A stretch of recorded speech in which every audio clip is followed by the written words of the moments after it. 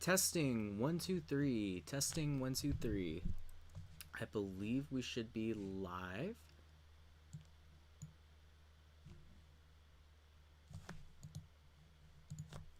Hold on, y'all. I don't know if y'all can hear me right now. Can someone in the comment section please let me know if you guys can hear me? Boop, bloop, bloop, bloop, bloop, bloop. Let me check my phone. I'm gonna check my phone really quick to see if y'all can hear me.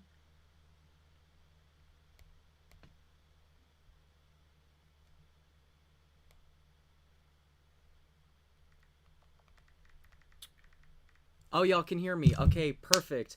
What's up, y'all? It is me, Dylan, and welcome to Slightly Bitter, the channel where I am always a little bit bitter, but I haven't come up with the tagline yet. But anyway, today we are going to be talking... Let me get rid of all this other shit. 1 second. Today we are going to be ranking all of the seasons of RuPaul Drag Race. Start your engines, RuPaul. Anyway, enough of that cheesy shit.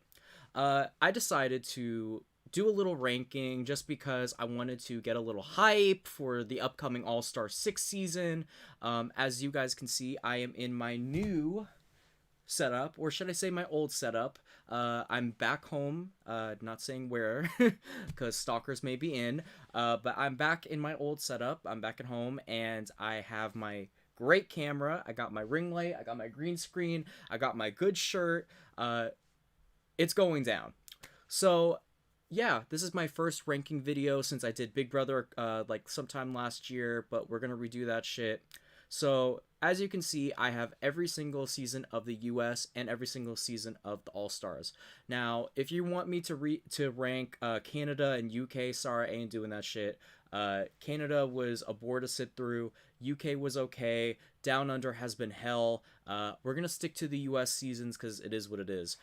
If you want to play from home, in the comments in the description, I have put a link to the tier list so you can do your own rankings from home and tell me how much my opinion sucks.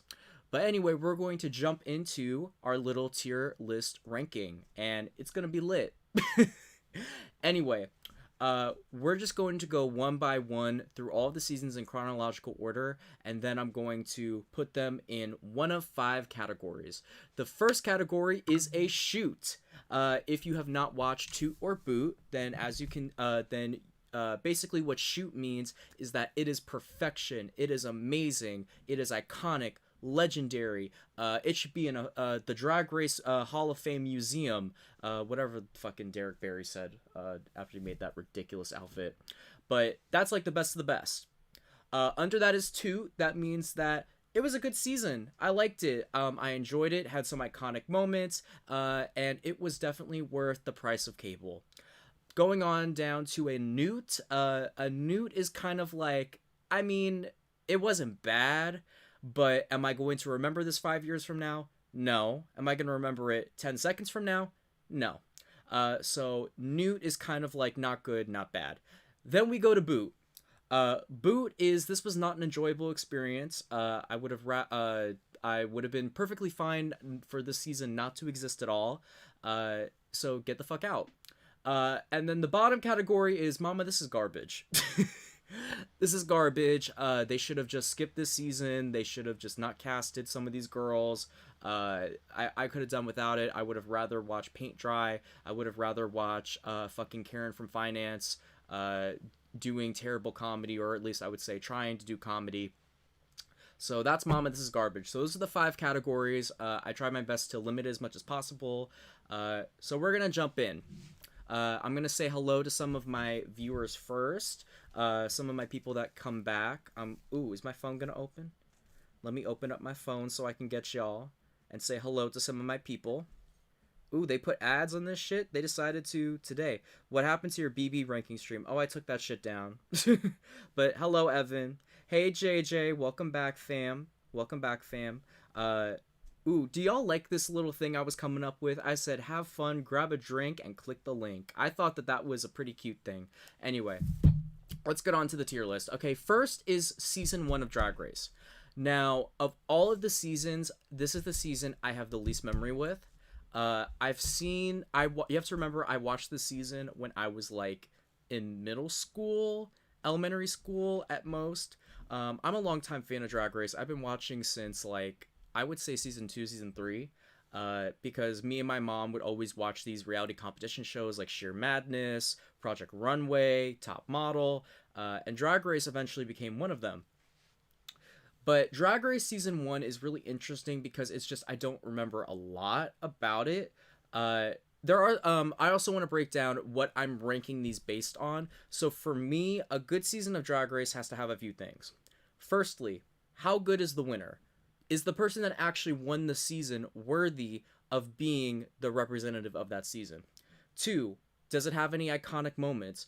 There should be at least a handful of moments that when I hear season 1, season 2, season 3, I will automatically know, okay, this moment, remember that, remember that, remember that. Three, the cast. Overall, how strong was the cast? How funny were they? How many of them are legendary? Like, what did they bring? Uh, that's overall like what I'm really thinking about when I'm thinking about ranking these seasons. So when you look at season 1, it really is the lost season just because there's not that much that has like really cemented itself in like Drag Race legacy. And I don't think it's just because a lot of viewers have not seen that season. I think it's just because there wasn't that much going on. I personally have seen the season, and it I think really the only thing that was memorable about it was Angina telling us that she had AIDS, arguing between Rebecca Glasscock and Chanel. Rebecca Glasscock was kind of like the OG villain of Drag Race, but she wasn't exactly that compelling as a villain. However, this season had a lot of legends. You got Bibi Zahara Benet, Angina, Nina Flowers, Chanel. This is a season where Tammy Brown, a lot of legendary queens got their start. I would say probably one of the most iconic moments for me on this season would have to be Tammy Brown refusing to lip sync and just dancing like you know, like she didn't give a fuck, basically quitting. Tammy Brown arguing with RuPaul about walking nature and children at the reunion. uh Angina getting eliminated, that was a huge gag at the time. That was completely unexpected. If you didn't see, RuPaul literally had to get up and be like, excuse me, I can't make my decision yet. It was a whole thing, and it was really like fierce to watch. I remember watching that episode. Overall though, it's not a season that you're like, oh, I need to go back and rewatch that season. But it's not a bad season. There's nothing wrong with it. So I'm gonna put it in the Newt category just for the fact that it wasn't amazing, but it wasn't terrible. Moving on to season 2, I feel like season 2 is kind of like Big Brother season 2, where this is kind of where Drag Race was starting to find its roots. I think in the first season, RuPaul was really trying to, parody America's Next Top Model. Like, if you really go back and watch that season, a lot of the lingo and the way RuPaul was speaking, she was really just trying to parody America's Next Top Model. But I think by season 2, they were like, okay, we really got a show here. Like, let's start, like, having our own thing. This was when they started, I believe this was the first season that they said congratulations instead of congratulations.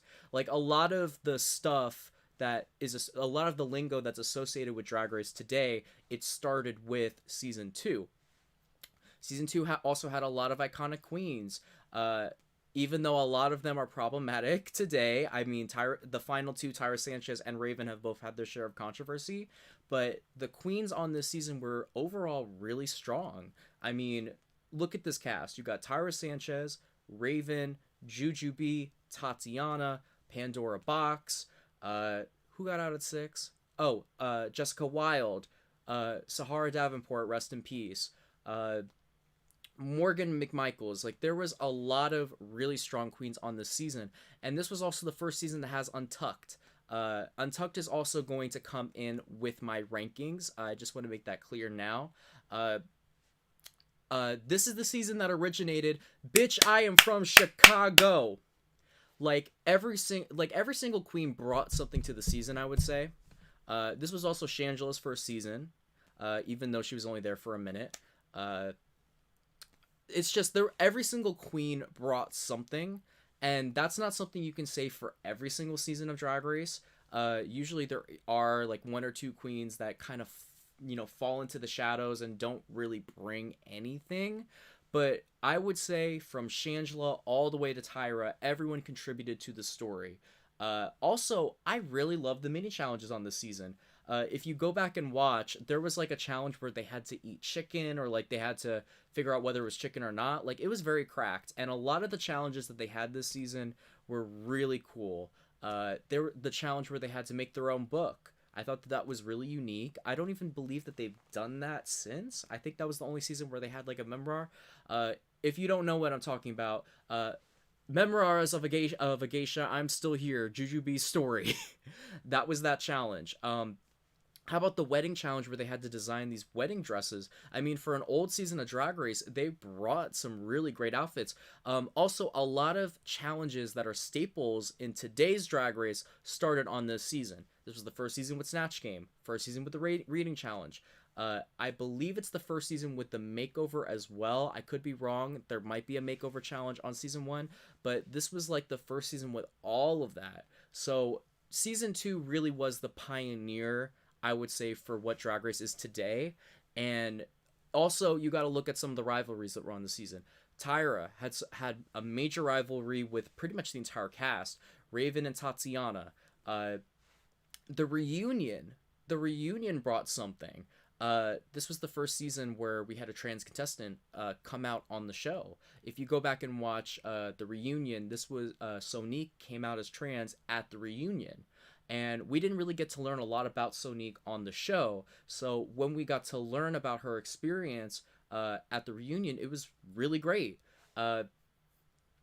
It's just, this was a season jam-packed of talent, and I can't remember, but there was one, oh, there was a clip where Raven was even like, there were people on here that genuinely did not like each other. There was genuine drama, there were genuine beefs. There was like one clip where Raven was like, I'm gonna slit my wrist if they keep Mystique. Like, people here did not like each other, and there were just little tidbits throughout the season that I just really enjoyed. I would say that season 2 for me, I would put it as a 2, just because it still was an old school season, and there wasn't, and it's like, it's still a little faded from my memory, and it was still the early days of reality TV, and I feel like once they kind of found their sea legs a little bit, it got even better. So I would say it was a 2 because it was still a great season, great challenges, great queens. I just don't know if I would put it over the top at shoot, just because I feel like I gotta reserve that for like the seasons that were just like amazing. So I would put season 2 at a 2. Season 3.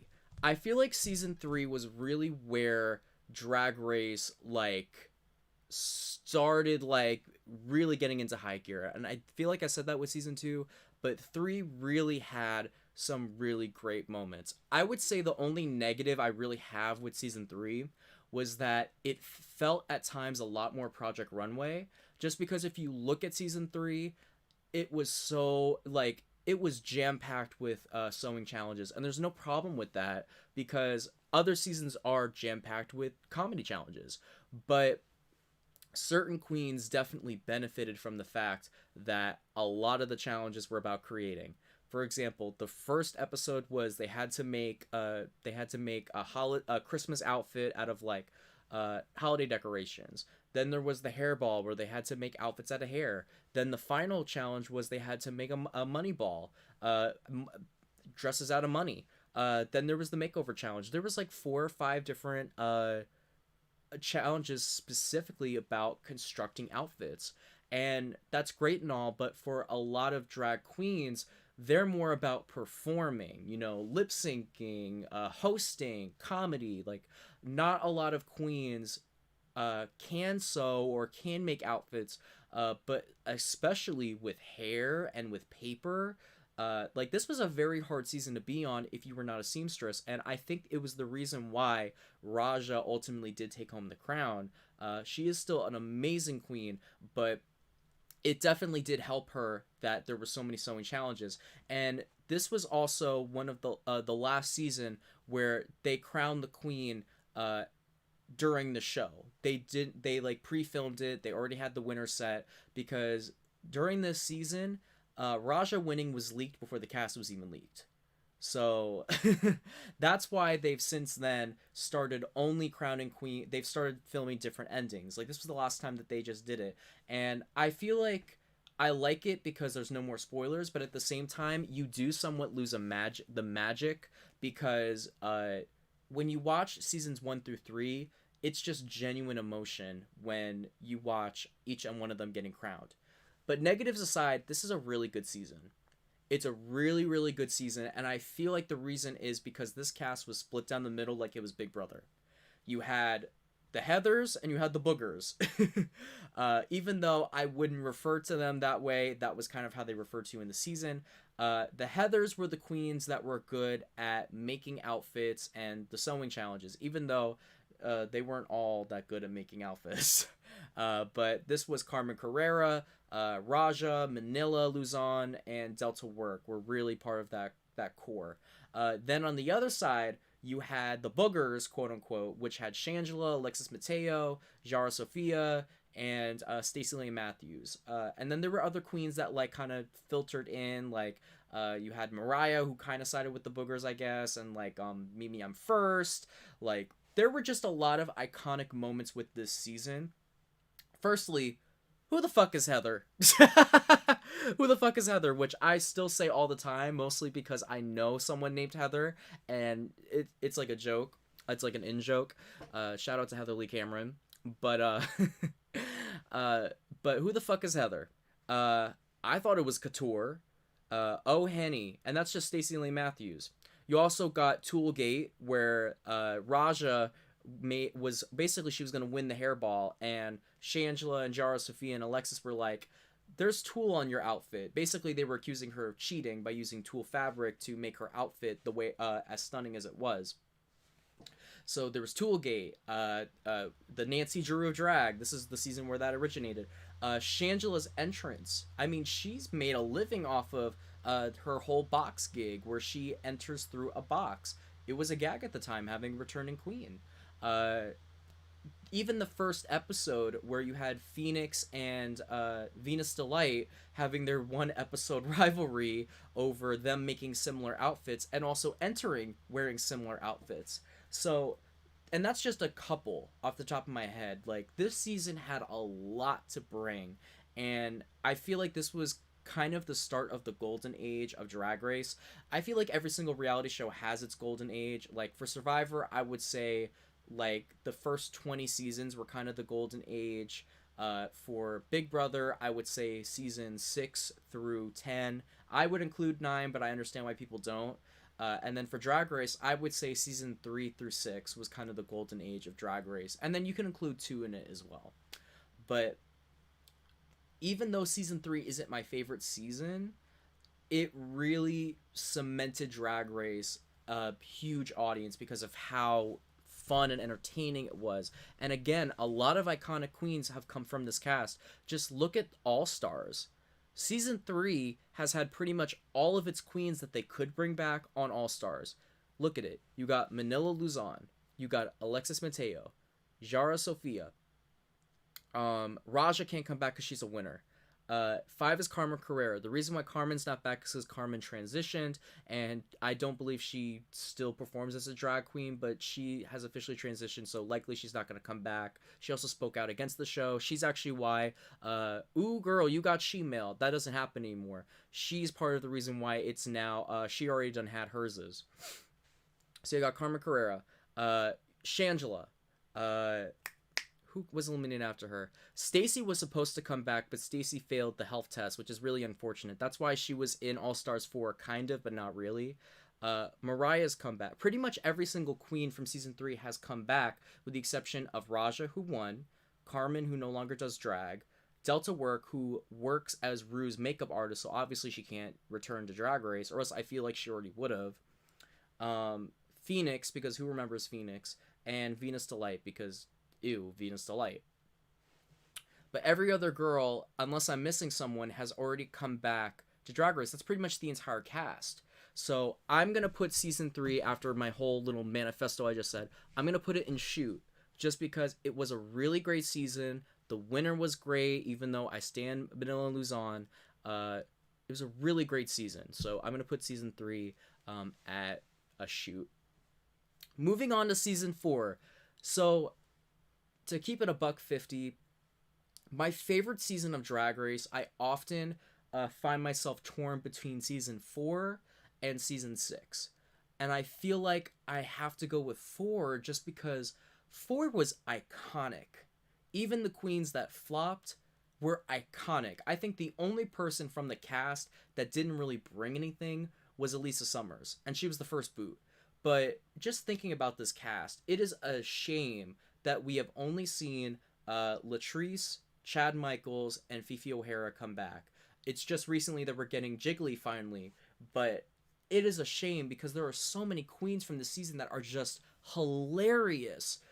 Firstly, we gotta talk about LaShawn Beyond. This is not RuPaul's best friend race. I was literally watching that today because that shit was so funny. Like, LaShawn was only there for 2 episodes, and if you just watch the episodes, that's not even her only iconic moment. Like, this season had a lot of queens that were genuinely there to win, and I think that's something that we've kind of lost along the way with the later seasons. Is now people are going on there to get their booking fee up, and they want to do well, of course, but now they're just happy to be there because even if you don't win, you can have a successful career just by going on Drag Race. But the queens on this season wanted to win, and I feel like what really made this season great was Untucked. If you It's really true with this season. If you don't watch Untucked, you're only missing you're getting half the story. Like, it is for real with this season. It just You could watch Untucked, not even the main season. If you just watch Untucked, it is worth it. From episode 1 all the way to the finale of Untucked, every single episode delivers with the drama, with the fighting. Like, it is always there. And I would say the same thing for season 2 and 3, but especially with 4. 4 just had a lot of great challenges as well. Like, the first episode was fantastic, where they had the Rupocalypse now, where they had all of the past alumni come in as zombies, basically. Like, it just was a really, really great season.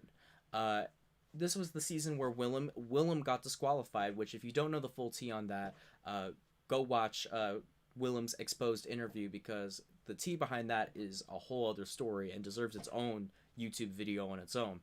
But besides that, I always remember Milan. When Milan, like, I think she said it to Fifi, or she might have said it to Willem. I don't exactly remember, but she said to one of them, "Oh, you want me to get on your level?"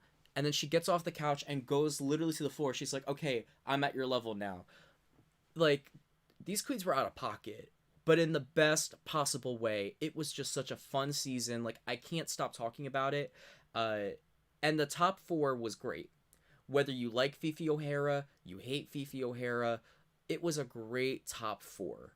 And a lot of great lip syncs on the season as well. Dita Ritz versus the Princess was amazing. And honestly, I think that if the Princess hadn't have been up against Dita, I think Princess could have done a lot better. Had kind of a Raven arc where she did really well the first episode, and then landed in the bottom 2 twice, and then picked it up.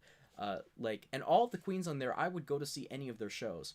Unfortunately, LaShawn Beyond doesn't do drag anymore because she transitioned.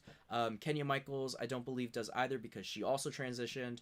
But I'm telling you, if you wanted to start Drag Race, I would say start with season 4. If not 3, I would say 4. Just because it was... And at the time, Sharon Needles, even though Sharon Needles, I have seen some anti-Semitic shit from her, so Sharon Needles really shook that season up, and I think Sharon and Fifi's rivalry is one of the most iconic rivalries, if not the most iconic rivalries in Drag Race. Go back to you tired ass showgirl. At least I am a showgirl, bitch. Go back to Party City where you belong. Like, that is in the level of I don't need a sugar daddy. If I wanted a sugar daddy, yes, I could probably go out and get one. You're perfect. You're beautiful. It is in that level, if not above all of those. So I would, and also the even the shitty song that RuPaul always puts to make the contestants promote for her. I thought it was pretty good. Glamazon, I was bopping to that on my fucking iPod shuffle. I was here for it. So I'm going to put it in the shoot category, and I'm going to put it above season 3. I just really enjoyed the season. I really did. All the challenges too. Like, I'm telling you, go watch that season. Now, season 5. To me, season 5 is kind of like, I'm not going to say it's overrated, because it definitely is not overrated. It is the season that definitely is agreed probably the best regular season of Drag Race that there has been. And I don't think they're wrong. I think that this is an amazing season. Maybe I just didn't get the level of hype, because to me, you have to remember, a lot of people are going back and watching it. However, when we were watching it, the Jinx and Roxy Andrews storyline, it kind of felt like a repeat of the Sharon Needles and Fifi O'Hara storyline. It was very similar.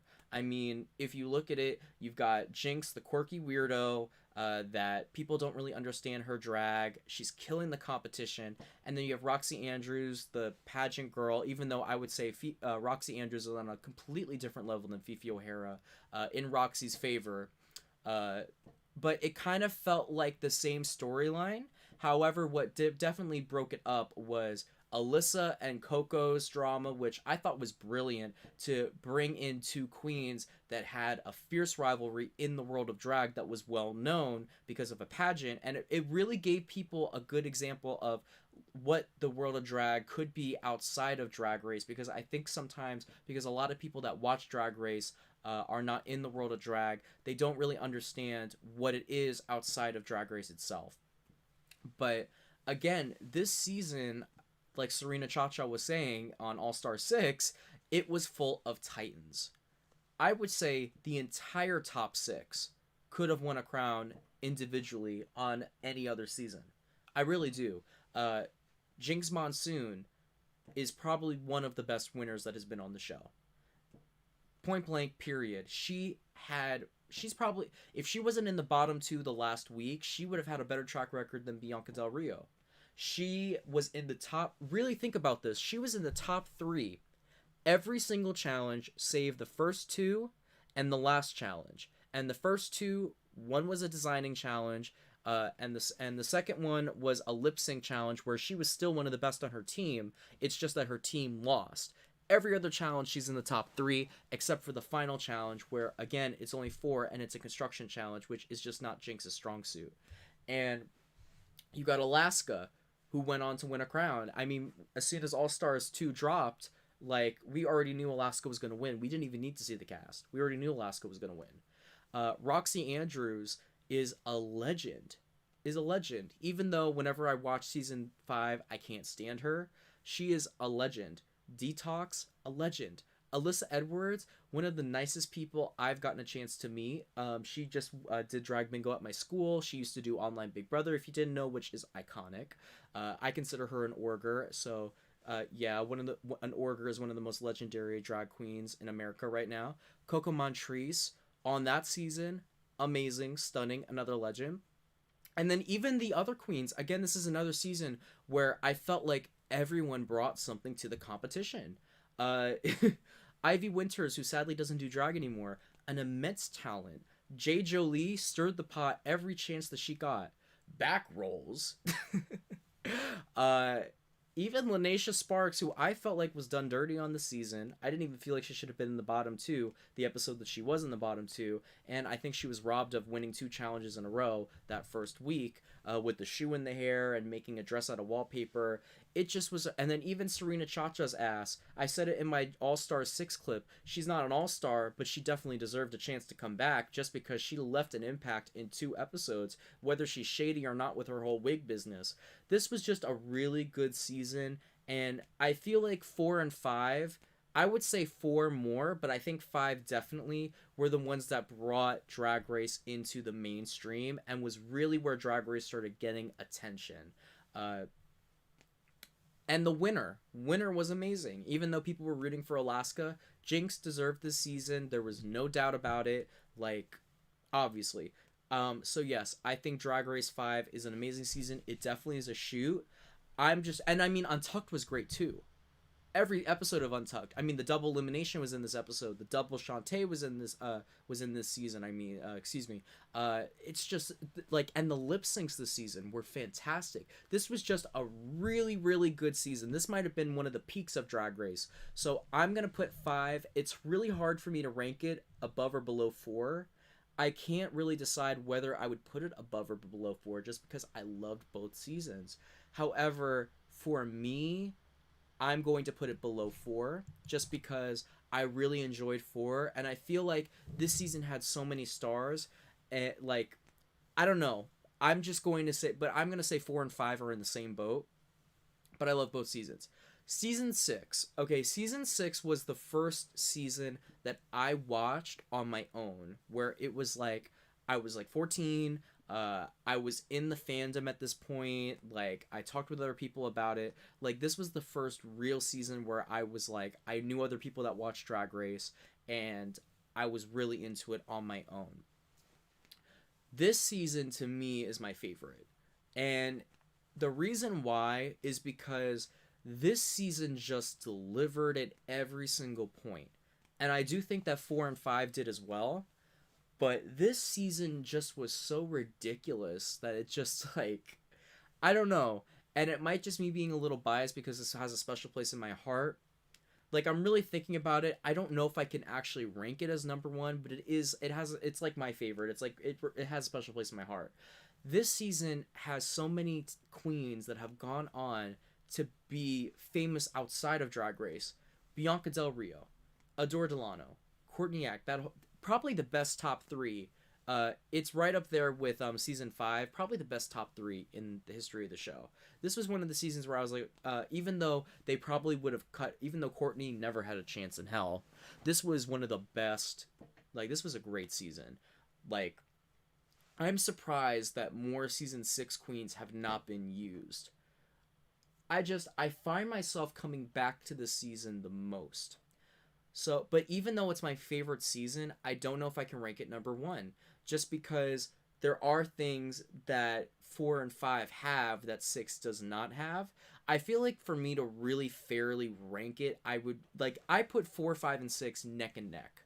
I feel like to fairly choose between the 3, I would literally need to rewatch all of them and then do this again. Like I would need to do it back to back and then rewatch and then like do this again because I just think that all 3 of them are neck and neck. Like 6 just was such an enjoyable experience and 6 was really the season that like and I feel like 6 and this was the end of the golden age of Drag Race in my opinion. But 6 was just a fan and now Sissy That Walk. uh it's really hard for me because it's like I don't feel like I can put it above or below 4, but I don't feel like I can put it below or above 4 or 5. Like I don't know. I feel like for me it's my favorite season, but I would need to put it. Oh, this is so hard. I don't know. I feel like I would put it maybe. I do feel like though I'm gonna put it right there just because I do feel like Bianca and Adore specifically really did carry this season, whereas the other two had just really iconic people. I'm actually even second guessing putting 4 above 5. It's just so hard. Like I'm thinking maybe 5 should be above 4. I don't know. I feel like I really need to rewatch these, but just know that I put all 3 of them like neck and neck for different reasons. Then we get on to 7. Okay, this is kind of controversial, but I don't understand all of the hate for 7. I really don't. I think the issue is that a lot of people did not like the cast of 7, and this was also coming off the heel of what I consider to be 4 amazing plus 2. I would say 4 just god tier seasons. It's kind of like how 11 on Big Brother got so much hate because it had to follow 10 and it had to follow 8 and 7 and like All Stars and 6. Like when you have to follow just god tier seasons, like amazing seasons, it's hard to follow it. But I don't think 7 was the worst. Seven is like Seven had some iconic moments. And also, if you look at this cast, so many of these queens have gone on to do great both on All Stars and in the real world. When you think of Drag Race, a lot of the queens that you think of come from this season. Trixie Mattel, Katya, uh, Ginger Minj, Kennedy Davenport, Jasmine Masters, hell, Violet Chachki, even Pearl will always come up in a conversation. This season, just that's half the cast. This season had a lot of great moments. Do I think it's the best season? Absolutely not. I'm not even going to put it in the shoot category.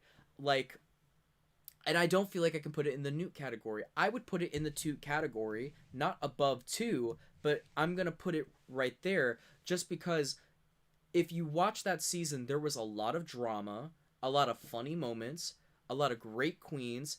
Do I agree with the winner? No. To me, I think that the winner is really where I'm kind of soured on the season, just because Violet, in my opinion, did not deserve to win. But you also have to remember, and I think a lot of people wonder why she won, but watching the season live, I can tell you Ginger Minj may have gotten the most hate. I would say Kennedy Davenport got more hate than her, but of the top three, she probably was the most hated queen to make the final ever. She, here's a good example. Twitter, what like Drag Race put out, who do you want to win? And this is really the season where I think the audience influenced the winner the most. I think that Chad Michaels, Sharon Needles, it kind of influenced the winner. But this season, for sure, it influenced the winner. They had, who do you want to win? Pearl gets like 10, 20,000 retweets and likes. Violet Chachki gets like 5,000 likes, retweets. Ginger Minj could not even break 1,000. She got like 500. It was terrible how much hate she got because of the bitter old lady brigade or whatever, because they, like I said in my previous thing, Drag Race loves the young skinny white queens, the twinks, and that was why Pearl and Violet got so much love, even though, let's be real, Pearl was very underwhelming on her season.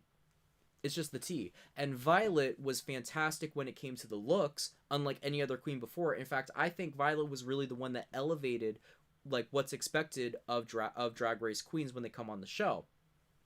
But Ginger just was killing it all the way through sans 2 weeks where she landed in the bottom, and both of which were pair challenges.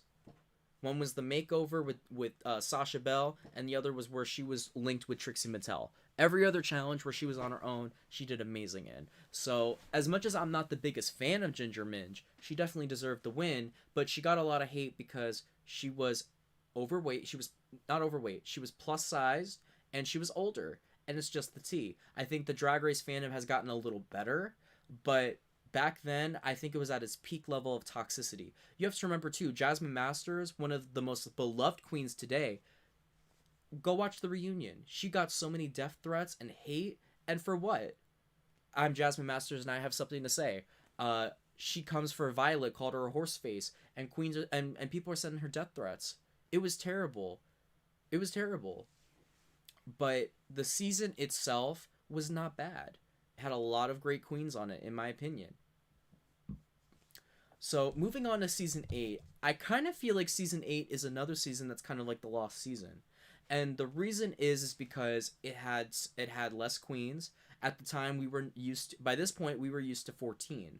14 was the normal amount because we got that 5, 6, and 7. And this season had 12 because it was the 100 queen like special. This season had a similar problem to season 4, even though I have season 4 at number 1 right now. The problem was that you only had, I would say, 4 or 5 queens that were doing well in the competition. Everyone else was not doing well. At the start, it looked like Acid Betty was going to be one of the front runners, but she got eliminated pretty quickly. But you had Layla McQueen, Dax exclamation point. This was kind of the season where people were getting compared to previous queens. And it's just like, it was clear from the jump Bob was going to win. Bob was my pick before I even saw anything, and I didn't know anything about Bob, but I just got a winner vibe from him. And Bob was just, there was a no point where it was kind of like a Bianca situation, but it's just Bob's, but at least Bianca had Adore to look out for, Courtney to look out for, Dayla to look out for, but it was just Bob was never not going to win that season. And I feel like the only like thing that this season really brought was Derek and Bob's rivalry for a bit. Uh, but again, this season had some really great talent. Like, I would say the entire top six was great. Uh, you had Thorgy Thor, Chi Devane, rest in peace. Derek Barry, who I've come to love Derek a lot more after his season. On the season, I did not like him, but after the season, he just is so fucking funny. The way he read India Farah on All Stars 5. Uh, Bob is probably my favorite queen. I would say Bob and Bianca are kind of neck and neck for me, but Bob is one of my favorites. I love Kim Chi. I wish Kim Chi would come back, but I understand why not because she's so successful. Naomi Smalls, love her. Like this is a very underrated season in my opinion, but I don't think it's that much to ride home about. Uh, I think this season just had a lot. What really is great for this season is that there were a lot of likable people on this season. There isn't really anyone on the cast. I would say maybe Robbie Turner excluded because of that whole situation with the Uber driver. But there's no one. But even Robbie, there's no one on this season that you're just like ew. You know, like everyone in the season for the most part is like just a really cool person. Uh, and I feel like this season didn't really have that much drama for that reason. So I'm going to put season 8 above season 1, and I'm going to put it in the neutral category. Moving on to season 9. Okay, season 9 I felt was kind of a renaissance for Drag Race, just because season 7 and 8 were kind of underwhelming for the fan base at large. 9 brought some interesting stuff to the table. It did. It brought when they brought Cynthia Lee Fontaine back, which I agreed with because I felt like because of her cancer diagnosis during the season, she kind of was held back. So it was great seeing her back, even though she was only back for a few episodes. This was the season where you're perfect, you're beautiful, you look like Linda Evangelista. This had one of the best reunions of the show. It brought back what we were missing, because at this time, Drag Race had this weird trend where they stopped doing the sit-down reunion because they stopped doing that after season 4. I mean, after season 3. Season 3 was the last time we really had a real sit-down because they were just doing, like, interview, like, with the audience. And I think that them doing the sit-down this season was really what, like, made this great because there were a lot of things to talk about. This season had a lot of iconic moments. Valentina, I'd like to keep it on, please. And also, this might be the strongest top 4 in the history of the show. 3 out of the 4 of these queens have a crown. Shea, Trinity, Sasha. I felt like this season did warrant a top 4. Looking back, during the season, not so much. Peppermint, I feel if she goes back, she'll get a crown as well. So I think the only problem that I really have with this season is the ending. And a lot of people had a problem with this ending. I'm personally not a fan of the lip sync for the crown. I think that this was the best incarnation of it, just because there were not 1,000,001 reveals, even though you had Flowergate. But after this season, everyone just thought they could do reveal after reveal and that it would get them to win, and it just kind of was too much. But this was definitely the best lip sync for the crown finale that there has been. However, it just was a lot of fans, myself included, were rubbed the wrong way with this finale. Going into the finale, it was obvious that if Shea wasn't getting the crown, Trinity deserved it. Those two did the best by far throughout the entire season. Sasha Velour did well throughout the season. She was in the top a lot. However, she only won challenges when she was paired with Shea. And she just kind of was like, you know, the artsy queen. Like, she had some great stories about, like, how it was in Russia compared to America. She was kind of different, I guess. Like, I guess quirky, like, fashionable. Like, just not my cup of tea. But did she deserve the crown? No. I don't think Shaking Petals should take away from what has happened the entire season. I really don't. And the fact that literally All Stars 5 was just a season for Shea to win, I mean, she definitely deserved it, but it kind of felt like that's, like, when I heard, like, Trinity was like, I'm waiting for 4, and Shea was like, I'm waiting for 5, I was like, okay, Trinity's gonna win 4, Shea's gonna win 5. and that's what happened. Even though Trinity tied with Monet, like I don't know. It's just I don't like the lip sync for the ending, for the crown. I get it. It's exciting. It's thrilling. It definitely makes it more unpredictable because you end up getting um, Peppermint in the final two when she wouldn't have been in the final two if it wasn't a lip sync for the crown. Like Peppermint even said that she got cut at 4, but they changed it because they wanted this finale. And honestly, Peppermint should have been cut at 4 just because she was the weakest at that time, even though, again, one of my favorite queens of all time, and I low key wish she would have won, even though obviously Shay or Trinity should have won it. But I don't know, this wasn't my favorite season, but I acknowledge that this was a good season. It was a good season. Even though again I remember Monet was trying to shade it, like this was a pretty good season, I would say. So I'm going to put this season uh above 7 but below 2, just because I feel like this had what 7 had, but it escalated it. There was drama, there were some iconic moments. I should have been Black China. uh Nina's kind of down. I think Nina really brought it to this season. uh but I'm but honestly, I'm thinking about it now. There isn't that much that I remember about it, though. I remember more from 7, but again, that might just be because, like, maybe I enjoyed 7 more. Like, I'm trying to be neutral with this. I'm trying not to be biased because it's just my personal opinion. But I don't know. Like, I'm going to give it a 2, though. I'm going to give it a 2. I'm just going to leave it there.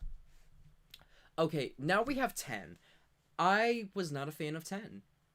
If I'm just going to be honest, I was not a fan of 10. I thought that 10 had some good moments, don't get me wrong, but 10 was just not. No. I felt like 10 was kind of a gimme for Eureka. Uh, just because there were definitely moments where Eureka was in the top where I did. This season, to me, had the worst judging. There were, I think, 6 had problems with judging, but this season had a lot of issues with judging. For example, Aquaria. Aquaria winning Snatch Game? Absolutely not. Being safe during that makeover challenge? Absolutely not. Eureka being saved in that double Shantae? Absolutely not. This started the trend where they started giving double saves when they shouldn't be giving double saves. This season just did not bring anything. The only thing I remember from this season was the Vixen and Miss Vanjie, Miss Vanjie, Miss Vanjie. And I guess maybe Asia killing butterflies at the finale. But this season just no. I didn't enjoy this season. There are some good queens from this season: Monet, Monique, Miss Vanjie. Am I forgetting? But see, that's the problem too. There's a lot of queens from this season that I have forgotten about. Calorie Kardashian. I mean, this was the season where they had to change all that because fans were as a troll. That's all I remember about her is that fans were hacked the voting to give Calorie the Miss Congeniality title because they thought it would have been funny. And honestly, oh no, they were giving it to the Vixen because they thought it'd be funny, and then Calorie was second. I think that would have been hilarious if Vixen would have won it. But no, no, this season's a boot. I don't think it's garbage because it's not garbage. I mean, it had its moments. It wasn't not enjoyable, but no, Mama, this is garbage, but not too terrible. I don't know. I might even put it lower at some point, but it's just no. No, I didn't enjoy 10. And the lip sync I think this had the worst lip sync for the crown of any season. I really do. No. Okay, then we have 11. Season 11. Okay, this was the first season where I stopped watching halfway through. And I'm not going to say it's 11's fault. It's just that this season could not keep my interest. I don't know what it was. This season had drama. It had some pretty good queens. The problem may have been that there were 15 queens, so it was so many of them to keep up with, especially since it was a lot of queens that were part of other drag families. So it's like when you have similar names to previous seasons, like, I'm not saying there shouldn't be drag children on Drag Race, but, like, boo. Like, Kahana Montrese, I literally had to think to remember her name. Like, oh, my phone died, so I can't even check in the chat. I wanted to check in the chat really quickly and see what y'all were saying. Let me say hi to y'all. Hello, everyone. Hi, Clint. Hi, Deshawn. Hi, Daytona. Hi, Andre. Y'all can keep commenting. I will eventually look at the chat again, but I'm just gonna keep on going because I think I'm at a good groove. But because my phone died, or else I would have been. Let me actually plug my phone in really quick. I'll be right back.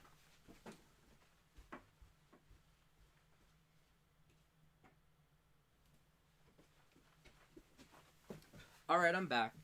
I just plugged it on the other charger. But anyway, continuing on. Is my thing straight? Yeah, my thing is really good. I love this new setup, by the way. But anyway, 11. 11 could not hold my attention. It couldn't. The thing with 11 is I think the standout for 11 was really the reunion because Rue was shady, and I think 10 also the reunion was pretty great, even though it rubbed me the wrong way. I don't know. It's just 11 was, and honestly, I think 11 has one of the worst winners. No shade to Evie Oddly because I like Evie Oddly, but Evie Oddly had no business winning that season. Let's keep it a buck 50. Evie Oddly was in the top for challenges she had no business being in the top in. She won one challenge and it was joint with Scarlet Envy. No. I actually thought she should have I thought that she lost that lip sync against Brooklyn, in my opinion. I wasn't mad at the double Shantae, but I felt like Brooklyn won that lip sync, like, period. Uh,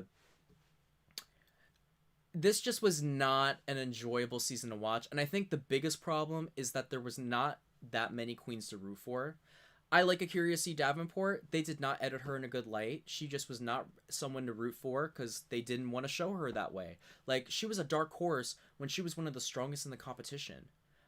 Brooklyn also had zero personality other than being friends with, I mean, not being friends, well, I guess, but like having a relationship with Vanjie.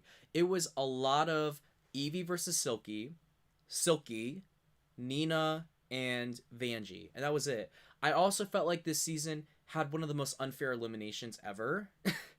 uh, what they did to Sugarcane was ridiculous. They put Sugarcane in the bottom because Sugar was not shown on the show at all. She was one of the most irrelevant people on the show for no reason because she's a very nice queen, did well in the competition. Um, but they just put her in the bottom for like zero reason and sent her home, like very inconsequently. And I felt it was to save Silky and to save Evie, but that's just my opinion. Uh, I'm trying to think whether I want to put it in Mama This Is Garbage. I'm putting in a Mama This Is Garbage just because, like, I'm not even just saying it's a boot. It's just there was a lot of problems with this season. It just was not it. Like, I literally stopped watching halfway through. Like, you got to remember, I literally stopped watching it, and I love Drag Race. Like, I love Survivor. I love Big Brother. I love Drag Race, and I stopped watching. I watched season 13 all the way through, and that was like 16 episodes and like a bunch of non-eliminations. Like, I'm sorry, 11, but you're Mama, you're garbage.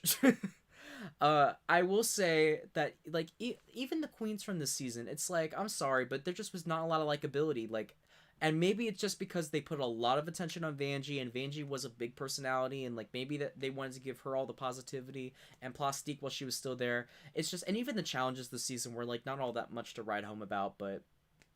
And I'm thinking about it. I might even put 10 in Mama This Is Garbage too. It's just I did not enjoy either of these seasons. Okay, moving on to 12. Y'all gonna hate me. I did not enjoy this season. This is another season where I didn't really tune in that much, and maybe it's just I don't know. I watched the first episode and but then I was like and I didn't tune in for the second episode, and then I didn't tune in for the third one, and then I didn't turn into the fourth one. Like, I really didn't start tuning back in, like, literally until the end. Like, I barely watched any of these episodes at the time. I've gone back and watched them, but this season just didn't really give anything. And I think the reason is that, like season 8, this just had a really great group, minus Sherry Pie. But I also think that that's a big elephant in the room. I think that what happened with this season, if you saw on with their Twitter beef, Sherry and Jackie were kind of like the Sharon and Fifi. They had a huge rivalry. I think it's why Jackie was saved in that one episode. And the problem is that they had to completely rework the whole show because they wanted to edit Sherry out because of Sherry's allegations. I think that Sherry was saved a lot and given a lot of wins if you really look at some of the breakdowns of the season. And the problem is that when you remove someone that's a big component of the season, like clearly she was meant to be the villain. Clearly she was meant to be the villain. I mean, watch the first episode. The only episode where she's really featured, because this is before we knew what she did. When you remove such a big part of it, like think about if they removed Fifi O'Hara from season 4, or if they removed Roxy from season 5. It would have completely lost the narrative. And while I loved the cast, I loved the people, this was just not a good season. It wasn't. It was a lot of likable people. It was fun, it was cute. I was rooting for them. I loved the top 3, even though Gigi got on my nerves. But also I felt like Gigi got pushed to the end too. Like, if you look at some of these people, I felt Sherry got pushed to the end. I think Gigi got pushed to the end. Even though I think Gigi's fierce, I think that she got some wins that she didn't deserve.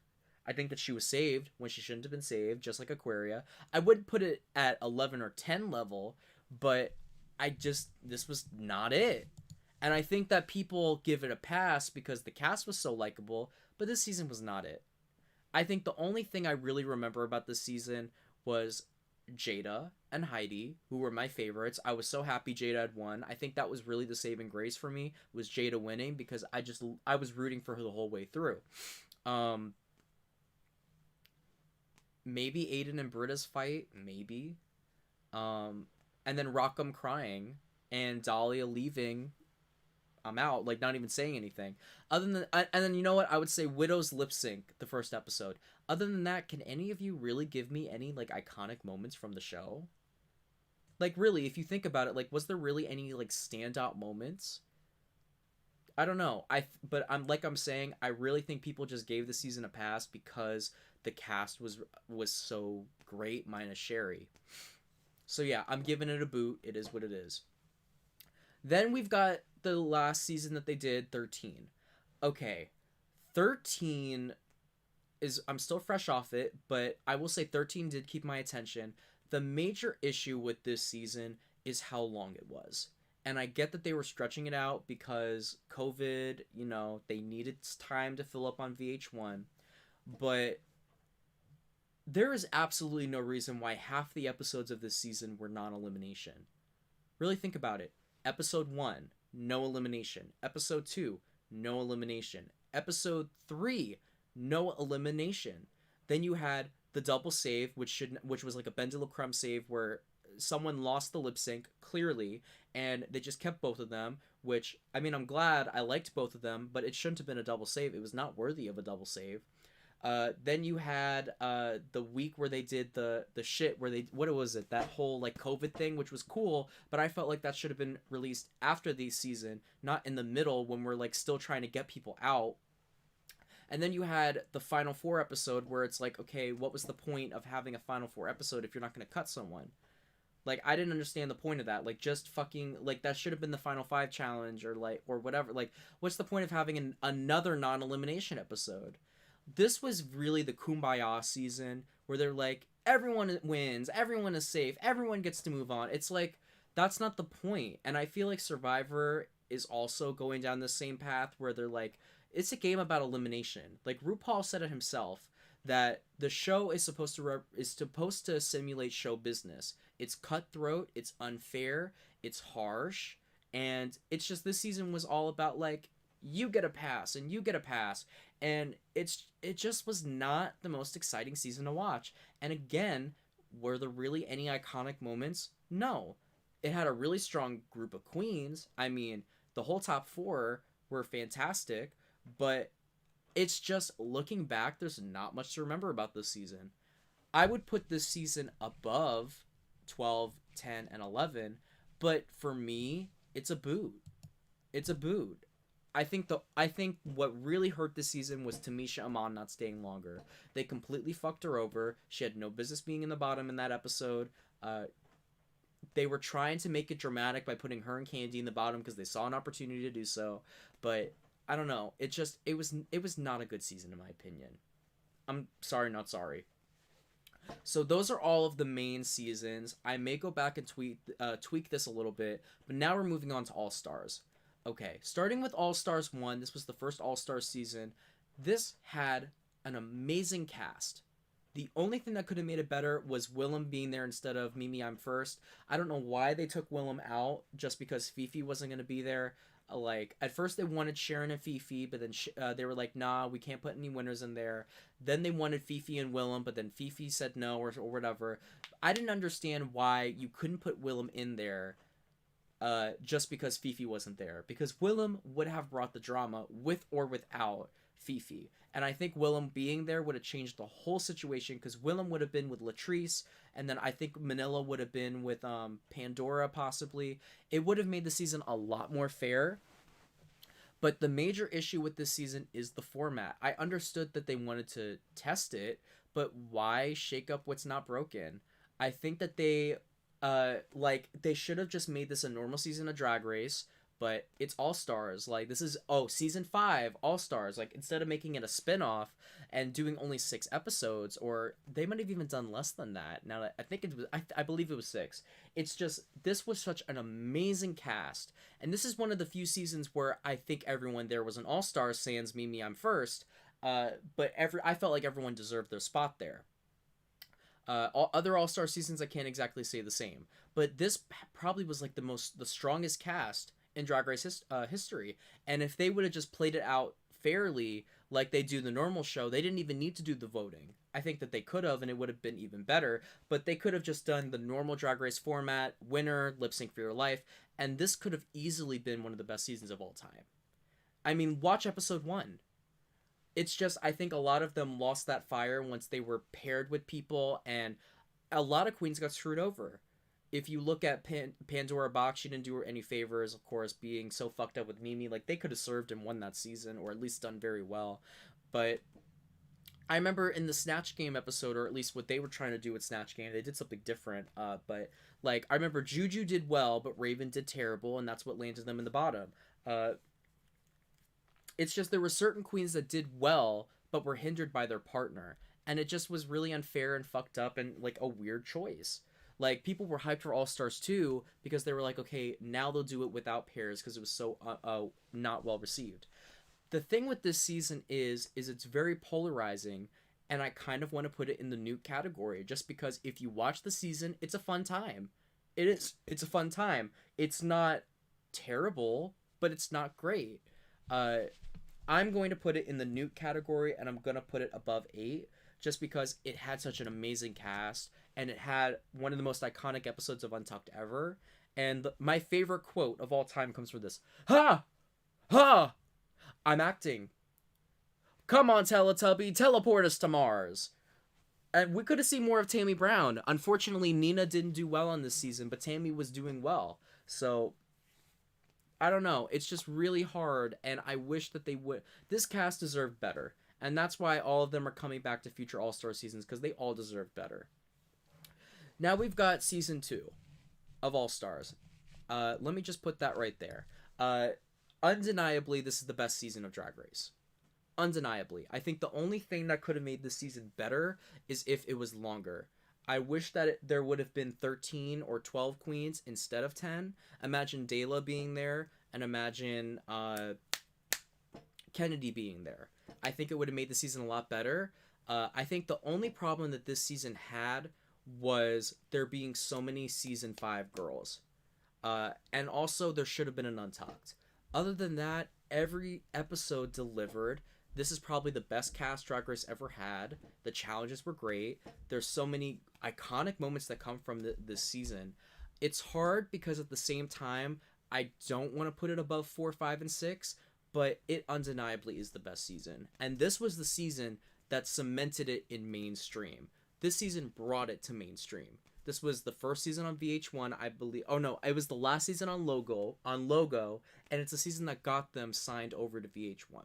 So Season 2 of All Stars is undeniably the best season, even though, because it kind of is like Season 5 Part 2, but it just was such a great season. For a season with no Untucked, it was fantastic. Even though I would probably go back to watch 4, 5, and 6 more, it was a fantastic season.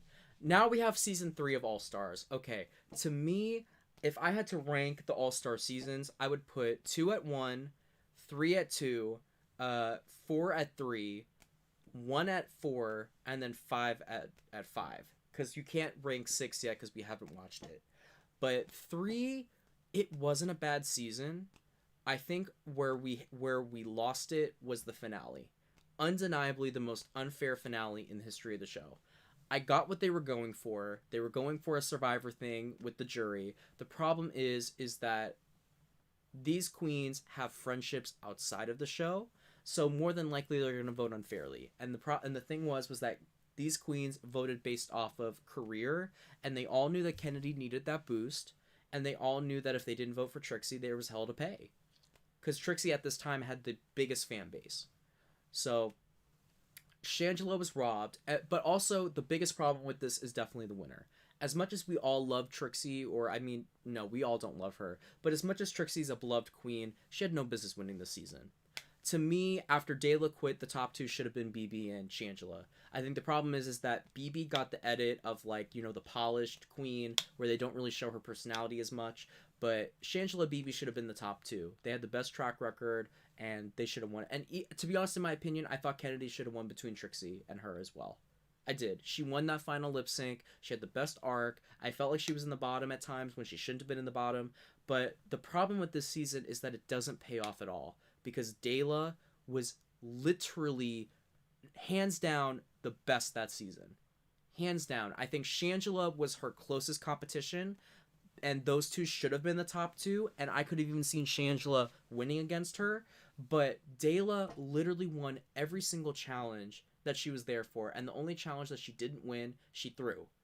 Apparently, she threw that challenge. I don't know how much I believe that shit, but apparently she threw that challenge because she was sick of because she didn't want to have to eliminate anyone else. So, because at that point it was emotionally draining or whatever. I don't know. But even that episode, I felt like of the looks, she should have been in the top two. But Ben literally won 5 out of 6 challenges. And if she had stayed, she probably would have won the last challenge too.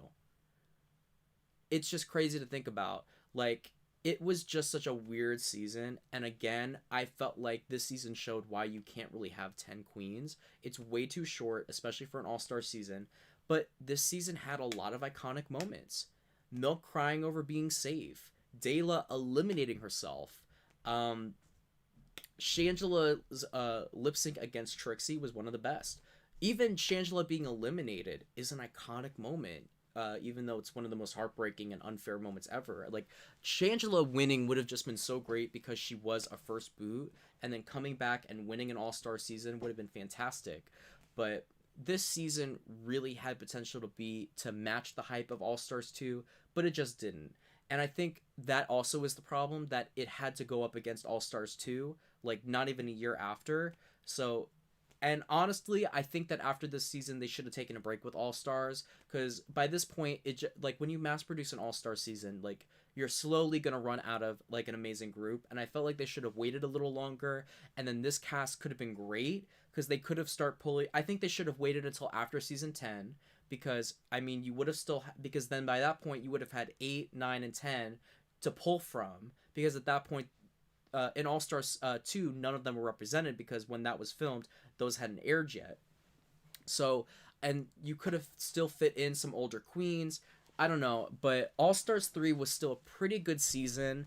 It's just, it was really hindered by the finale. I am going to give it a 2, and I'm going to put it, below 2, but I'm going to put it above 9 and 7. I think that's a proper place to put it. All Stars 4, I felt like it wasn't a bad season, but it was not a good season. Here's the thing with it. The cast excited me. I thought it was a pretty decent group of people. I thought it was a pretty good cast. I was excited for Jasmine Masters, not gonna lie. There were some good moments for Gia and Farrah, but this was kind of where it was like, okay, All Stars is kind of being mass-produced a little bit. I mean, Manila and Latrice being back was great. They definitely deserved a chance to come back. But it's like, okay, we already saw them. And again, Manila, this was the first time where, like, we really had someone robbed outside of the jury thing. Like, Manila getting robbed just also, Like, that's an issue when it's one person slaying the entire time and they get robbed and they obviously deserve to win, and she's one of the most fan favorites of all time. It's just not an enjoyable experience. I don't think it's a bad season by any means, but it's just not an amazing season. And I was literally just rewatching it like the other day. The thing is that like I kind of want to put it above 7 and 9. I don't know. To be honest, I'm going to put it at Newt, but I'm going to put it at the top of the Newt category. Just because it had some cool moments. It was enjoyable to watch. It wasn't a standout, but I would go back and watch the season. I enjoyed it. I did. I had a fun time watching it, I would say. I had a fun time watching it. It's hard because, like, there's good things from both these seasons, from all these seasons. And then we have All Stars 5. This is garbage. This is garbage. I will put it above 11. Actually, no, I'm going to put it... This is the worst season, in my opinion. The reason why All Stars 5 is at a low is because I didn't think the cast was good. This was the first All Stars where you saw the cast and you knew the top 3. The other seasons, at least, there was, like, I don't know who could be the final 3. Even if there's a winner that you obviously see, you don't know who's final 3. We knew the final 3. Just looking at this cast, it was obvious that Shay, Cracker, and Juju were going to be the top 3, unquestionably. The only other person that had any other possibility of being up there was Alexis Mateo. I don't know why people said Blair, but Alexis Mateo was the only other competition. The only other way that anything else was going to happen was because Angina came in and was so overhyped, and then she just didn't do well at all. But it's just... This was really the season where it's like, okay, some of y'all should just not be here straight up. Like, they're all talented, but, like, why was Mariah there? Why was Mayhem there? Why was India Farah there? India Farah is probably the weirdest pick ever. She hated on the show, and she was so forgettable on season 3. The only thing you could remember about her was, drag is not a contact sport. Other than that, who fucking cares about India Farah? It just was it was obvious she was brought back for her and Derek's beef, and Derek was eliminated the first episode, so it's like, who cared? It just was such a bland season. There wasn't any beef or drama other than Alexis and India's drama with Shay. It just didn't really deliver anything.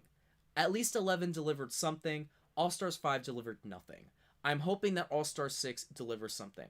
The last season is All Stars 6. There's nothing really to talk about with All Stars 6 yet, just because we have not seen the season. However, I believe All Star 6 has the potential to be a toot or maybe even a shoot. So I'm going to look through this one more time before I stop the broadcast, or before I take your guys' question, might I say. Sorry, my nose is itchy as fuck. So here are the rankings. At number 1, we have All Stars 2. Then we have Season 4. Then we have 5. Then we have 6. Then we have 3. And then that's the shoot category. For Toot, we have Season 2. Then we have All Stars 3, we have Season 9, and then we have Season 7. For Newt, we have All Stars 4, All Stars 1, Season 8, and Season 1. For Boot, we have Season 13, Season 12, and Season 10. For Mama, This Is Garbage, we got 11, and we got All Stars 5. I think that, for the most part, this is pretty accurate. I think the only group where it's more hard to really rank is the shoot category, just because it's hard to rank an all-star season when you compare it to a regular season. And I really feel like 4, 5, and 6 are all neck and neck, and they're really interchangeable in my opinion, in any other way. And I even feel like 3 could be argued above them as well. But God, why is my nose so fucking itchy? But overall, I think this is a pretty accurate ranking in my opinion. Have y'all been able to hear me this whole time? Maybe let me turn the gain up a little bit. I'm going to turn the gain up just a little bit because the volume has probably been a little low. So, I don't know. I can't hear myself through the microphone. But I feel like this is a pretty accurate ranking. I'm going to quickly look at y'all's comments and see what y'all got to say. Let me see what y'all got to say in the comments. Ooh, Lord. I don't know why I can't hear this. I don't know. Okay, let me look at what y'all gotta say. Okay. Hi, Dylan. Hi, JJ. Your boy Alex. What is Drag Race? Oh, it's a reality show. Okay, we got Clint Waltman in the room. Hi, Dylan. Hi, Clint. Alex, it's a reality TV show. Thank you for clarifying, Clint. Yep, there is a makeover challenge in season where they made over a butch woman. Oh, okay, yeah, it was kind of like Drag UK.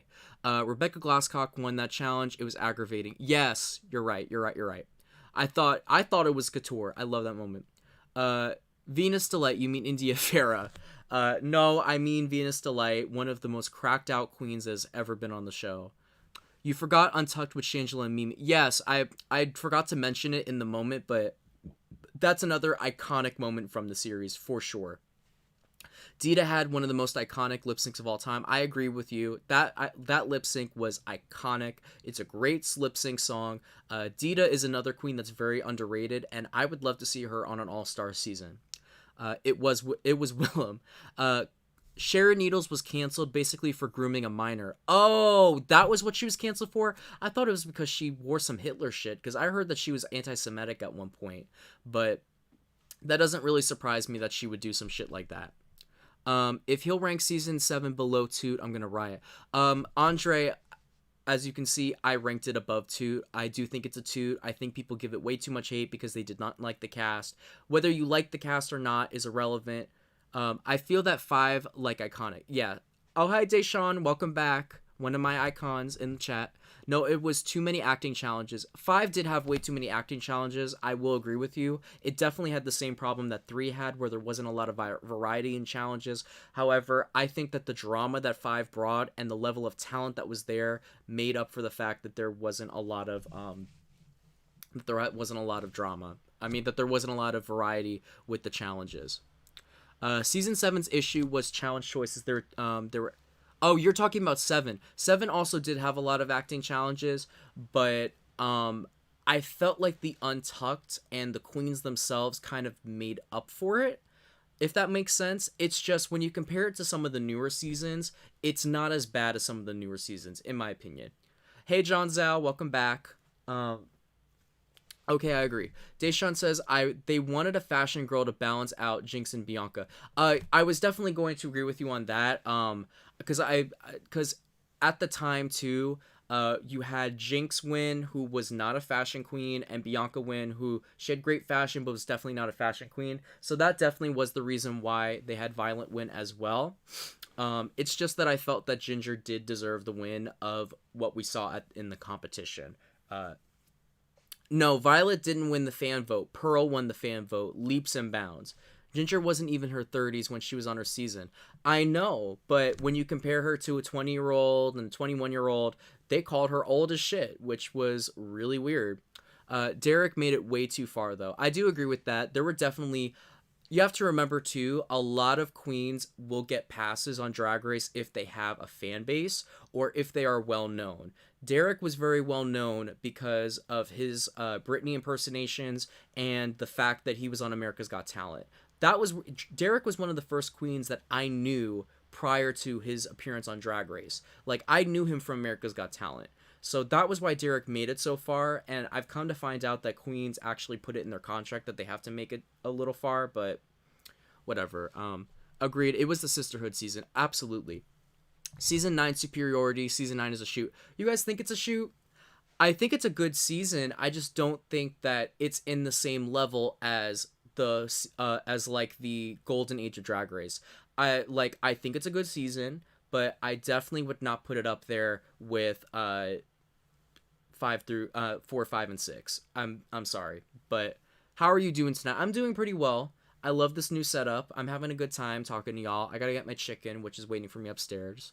I don't know about Cynthia coming back because... Oh, hi, Daytona. Welcome to the channel. I love your profile picture.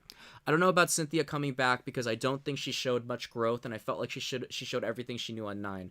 Well, I agree with you. I do think that after seeing her on season 9, she probably didn't warrant a comeback. However, when you remember that she was voted Miss Congeniality and her time on season 8 was cut pretty short... and the fact that she was diagnosed with cancer during her season, she did deserve a comeback. I do think that she warranted a second season from what she showed on 8 and her personality and the fact that she had cancer. So, even though she on season 9, she definitely did not show the level of growth that we needed. I do think that she did warrant a second appearance, and I thought it was great seeing a little more Cynthia. I liked her on her season, but I do think that they were expecting her to be a little more popular than she actually was. Unpopular opinion, the most iconic and talented cast. I actually agree with you. I think 9 had a pretty stellar cast, and they had a pretty good, like I was saying, the top 4, all, like, 3 out of 4 of the top 4 have a crown. Like, it's crazy. And I think that if Peppermint comes back, Pep will also get a crown. Sasha had a better track record than Trinity. Well, she didn't have the same amount of wins, though. She had 3 wins, whereas Shay only had 2, and they were both joint wins. And Trinity did pretty well throughout the competition, if I'm correct. Maybe I'm just not remembering, because it has been a minute, but Sasha always did, like, okay. She was always, like, the 3rd best, or, like, never the 2nd best or the best. I feel like with the format that was given, Sasha's win was deserved, and that she could have she couldn't have known she would win, and she slayed. Well, definitely with the format, I do think she won the lip sync for the crown. Absolutely, she was the best lip syncer of the evening. Even though I felt like Peppermint slayed her in the final lip sync, I do think that Sasha's win was warranted with the format change that was happened. 10 had bad screen time distribution. Absolutely. Way too much time on Eureka, way too much time on Asia, way too much, it was not distributed well at all. Yeah, the Vixen got over 1 million votes. It was crazy. 11 was trash, though. 11 was by far the worst season of regular Drag Race. By far. By far the worst. By far. Suga should not have gone home. 100% Deshawn. Should not have gone home. Had no business being even in the bottom 3. What was their name? It was the Black Magic Talent Show, or whatever their name was. They all should have been up for elimination. Like, it should have been, Nina's team should have been safe. All of them did a fair job. Suga wasn't the best, but Suga's job was not to be the funny one. Suga's job was to set up the jokes. Every single group needs a straight man, even if they're not straight. Like, if you know what I'm saying, Suga was meant to set up the jokes. She just didn't have any punchlines. It's kind of like how Candy was kind of like setting up the jokes for Ginger when they were doing the Despy Awards. Like, but Suga had no business going home. Absolutely not. Hey, bestie. Hey, Tay Nation. If you're still here, how you doing, Tay Nation? Welcome back. No, because 11 flopped. It flopped so much. 6-way is Silky favorite. Oh yeah, and Silky getting so many passes. I love Silky, but Silky did get way too many passes, 100%, because she was one of the only people bringing the drama. Vanjie, Brooke, and Silky, 100%. You haven't went live in a while. I know, Tay Nation. I'm really trying to go live more. I'm going to try bringing my Twitch back. I'm going to try bringing my YouTube back. I kind of had to go off the grid. If y'all don't know, I had a stalker situation. I had to call the police. That's why my name is different. Like, start getting used to Slightly Bitter. Like, that's why I changed my name to this. It's just, I had a guy literally show up to where I was eating food at a restaurant. Like, I was live, and he was sitting outside the parking lot waiting for me. I had to call the cops. It was a whole situation, but I'm here, and we're gonna have a good time. I'm safe now, and I'm back in action. 11 was bad because it had a big cast. I don't think that the whole reason why it was bad was because of the big cast. I think that the problem was that it had a big cast for sure. It's just that there wasn't a lot of memorable people, and we didn't get to learn about a lot of the cast. I think that there was a couple issues with it. Vanjie and Silky got too many give-me's. I agree with that. There was definitely a lot of episodes Vanjie should have been in the bottom. I felt like Vanjie actually should have lost that lip sync against Suga, but moving on. I mean, you haven't let live. Yeah, I got what you were saying. Evie should have had at least 2 wins. Like, I don't know about that. I think I would need to rewatch to really think if Evie deserved wins or not, but I don't know, we'll see. It felt like they wanted Akira to be low middle placing, but she got top 4. Because I don't think they were expecting Akira to do as well as she did. Like, Akira was really good on the season, but they just did not show her off as much as they should have. And I'm hoping we get to see more of her in All-Star 6. Season 12's outsold? I don't think so. I think that, like the other seasons, because 11 was so bad, we thought 12 was going to be really good, but it's just when you compare it to 11, it was much better. But 12 was not a good season. Like, realistically, can you tell me anything about 12? I can't remember anything about 12. King, hey, Robert Black, Icon, Robert Black, the King is here. I am not worthy. I am not worthy. You're right. It belongs in the garbage. Exactly. Everyone was memorable. The cast was good, but was the season good?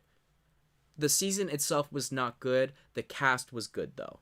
But again, Sherry being cut off really hindered the season because I think Sherry was pivotal to the storyline. I think she was the villain of the season, and as much as I'm glad she was cut out because fuck Sherry Pie, it it really hurt the season. And I think that they were really struggling to re-edit it and to edit her out, and it kind of like fucked up the season.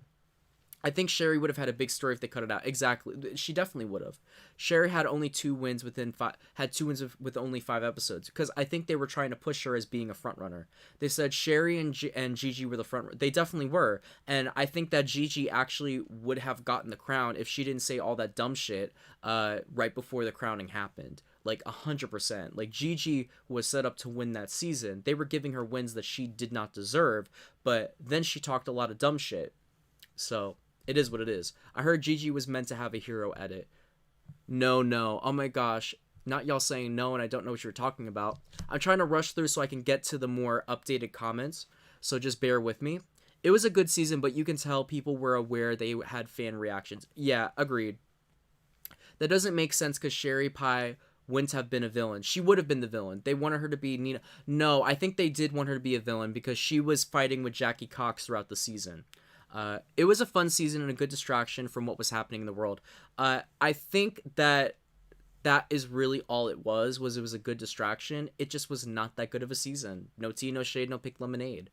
13 was the first season I stopped watching. I don't disagree with you. To be honest, I almost stopped watching it. The only reason why I continued was because I thought I was going to do recaps, and I was doing recaps with Isaiah, so it was like I kind of wanted to finish it.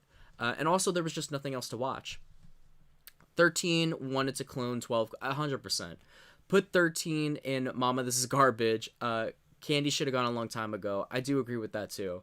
I kind of felt like she was the Silky of the season, where she was the one bringing the energy and gonna get all the screen time, gonna get all the laughs, so that's why they kind of pushed her. Love Simone, but what a yawn in the season. I think Simone was stunning, and I think that she's a fantastic queen, but it was like so obvious she was gonna win. Them ball looks were a mess. T. I love how everyone is like, that shouldn't have been a double save, but go on Twitter and no one can agree. Or, well, I think that really is what it comes down to, is that neither of them did so great that they deserved a double save, but but it's hard to decide who the winner would have been. So I guess in that sense, I do agree it's a double save, but it's not a double save because they did great. It's a double save because they just did the best. They just like did an equal job. Like, not like Candy didn't do bad and Simone didn't do bad. They did an equal job. So I guess it did warrant a double save. It's just that they weren't like, it wasn't a Roxy Alyssa lip sync. I think Tamisha would have gone by the Rusical if she made it past the disco. I think so too, just because she was hindered by the colostomy bag, but she had no business being in the bottom in the disco challenge. Fifi got arrested, so that didn't work out. Fifi didn't pass background check. Oh, that was right. It was the background check. That was what it was. I forgot. I knew it was something. The only iconic moment was Mimi versus everybody. In the gaff, Manila did well and Latrice flopped and then lip synced against Nina and Tammy. Rujubi was safe. Yes, well, I know that Rujubi wasn't actually up for elimination. I just know that they were in the bottom that week. But yeah, I remember Manila did good, Latrice did bad. Well, guess what, Mimi? We did. I forgot. Tammy Brown flop, please. But Tammy was still a lot of entertainment. Like, for real. She's one of the most iconic queens from the time. You, Mimi, and I'm first number the voting. I could not. You, Mimi, I'm first. Mimi, I'm first was number 1 in the voting. I could not believe it. And if you don't know what they're referring to, at the time, there was a poll, like, for who should come back and, like, who the favorite was. I don't know if that poll is still up, but it was really like it was really a flashback rewatching that because I knew exactly what poll they were talking about. Alaska, season 2 had too many Alaska. I think that was probably season 2's biggest problem, was there was a lot of favoritism for Alaska. Like, there was definitely times where Alaska should have been in the bottom and was not in the bottom, and there was definitely a lot of times where Alaska won and she should not have won. Why is monetization off? Let me fix that. Oh, I guess it is on. Whatever. Okay, it's on. Good. But yeah. Alaska was definitely favored a lot in that season, but Alaska did do a good job, so I'm not completely against her winning. So it wasn't like how they were favoriting other queens that should have been in the bottom. Like, I really feel like there was only one week that Alaska wasn't in the bottom that she should have been. I felt like the lip sync week she did not do a good job and should have been in the bottom instead of Ginger. And I do think that they set Katya up to fail with that verse that they gave her. But other than that, Alaska, like, and I think that Alaska shouldn't have won certain lip syncs. Like, against Katya, I thought she lost, but it wasn't to the level where I didn't want to watch anymore. It definitely, yeah, I agree with you too. Hi, Bryce. Welcome to the channel. H2O Olympian. Nice to see you here. I think All Stars 3 is worse than All Stars 4, and I think that you're valid in that opinion. I just think that when you think of which season delivered more content, All Stars 3 delivered more content than 4. It's just that you can't deny that the last two episodes were what soured the season. Dayla quitting and Shangela not being in the top 2 was what soured that season. Like, I remember I did a live stream on here right after the season ended. I was pissed. I wasn't watching Drag Race anymore. I was over it. But of course I watched the next season. Like, it was just, that was the problem, was that the ending. Like, if the ending was different, it would have been a better season. Kitty Girl, still one of the best songs to come from the show. I agree with you, JJ. The way I missed the whole stream. No, you're still here in time, Matt. Welcome to the stream, Matt, the king himself. Dayla quitting took all the gas out of it, 100%. It was probably the peak of the season. It was the season's climax, and it was still an iconic moment. But like, Dayla needed to stay and just take the win. Oh, let me see what else you're saying. No more double crowning. Oh, I forgot about the double crowning. Season 4's double crowning was also a huge problem. I mean, the fact that people are going to have to debate over whether Trinity or Monet deserved the win forever is really gonna suck. I think the problem was that Trinity winning would have just been such a bad look for the show. Like, it would have been such a bad look to, again, crown another blonde white queen in the Hall of Fame, because up until that point, that was all that they were crowning. And it's just, Trinity didn't have that big of a fan base either. So I felt like they did the double crowning to be safe and to not upset anybody. Honestly, I thought Monique should have been in the top 2. If I'm being honest, I thought Monique did amazing in the season. It's just that Monique at the time didn't have the same fan base that Monet Exchange had or that Trinity had. And I felt like Trinity just had the most wins. So it was kind of like they had to put her in the top 2. But I thought Monique was robbed, if I'm being honest with you. I would have crowned Monique. I would have put Monique in the top 2. But it just was a very controversial time for Drag Race because of what they were doing. I mean, they had just crowned Aquaria as well, when Aquaria did not deserve it. Sasha Velour, she didn't deserve it over Shea Coulee, obviously. So it was a really rough time for Drag Race, and people were really starting to give them the side eye over who they were crowning. But I thought that both of them did deserve the win, but it should not have been a double win. Absolutely not. It did not warrant a double win at all. All Stars 5 was created to crown Shea. Agreed. Shea was going in that season and winning no matter what. Justice for Manila. I think that they should put Manila on the international Drag Race, like they're doing with Jujubee. But I don't know. We'll see. The ending killed All Stars 4. It really did. It really did.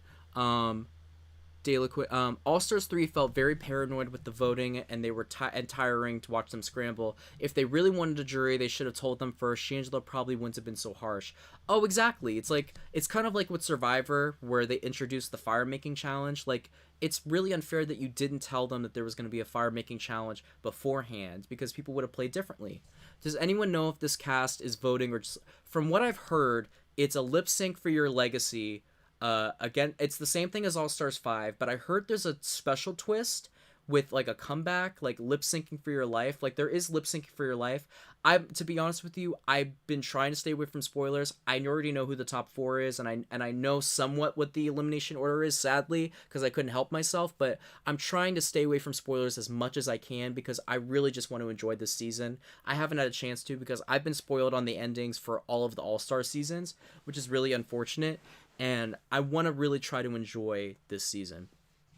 Sharon did wear Nazi stuff, but she didn't groom a minor exactly. She forced them to take drugs and was a bad influence. Also, Sharon did she did blackface too? Oh my god. Ugh, whatever. Another fucking Drag Race 11. Whatever, fuck Sharon Needles. Season 9 was specifically better as far as the top 4 or 5. Everything else was a mess. Agreed. I'm new to your channel. I was there at your Mario Kart live stream a while back. Yes, you were here for my Mario Kart live stream. I remember you being here for my Mario Kart. Well, welcome back. I guess this is a good time to plug my Twitch. If you don't know, I have a Twitch account. And if you want to see me play games, my goal is I want to do gaming live streams on my Twitch, and then I want to edit the live like the highlights over here. I've still been trying to edit it, and I feel like now I have a good setup, so I'll probably do it again at some point. But if you want to follow me, my Twitch is twitch.tv/slightlybitter. I changed it because I didn't want my name in there anymore, so it's gonna take a while, but I used to be Dylan Does. But welcome back, Daytona. I knew I recognized your name. Thank you for coming over to the YouTube. Hey honey, oh my gosh, the Queen Keisha is here. The Queen Keisha is here. How you doing, Keisha? My love. Also, my PFP is Joe Yuri. Aw, that's so sweet. Let me see what else y'all had to say. Sasha had a lot of high placements and Trinity lip synced. I guess. Well, she only lip synced once, and to be honest, I didn't think she should have lip synced. Like, the only reason she lip synced was because she was the team captain. Memorable parts of season 12. Dahlia stomping out, Rock crying, Jan face crack, Heidi being betrayed. I didn't think that was iconic. Crystal's mullet. Okay, that's just a thing. Jada in the political challenge. Okay. Aiden, boo. What? Britta screaming about Aiden. But that's really it. Like, those aren't really moments. Those are just, like, things. And I mentioned it already. I said, like, Dahlia and Rock's exit, of course, was iconic. I forgot about the Jan thing, but Jan was more of a meme.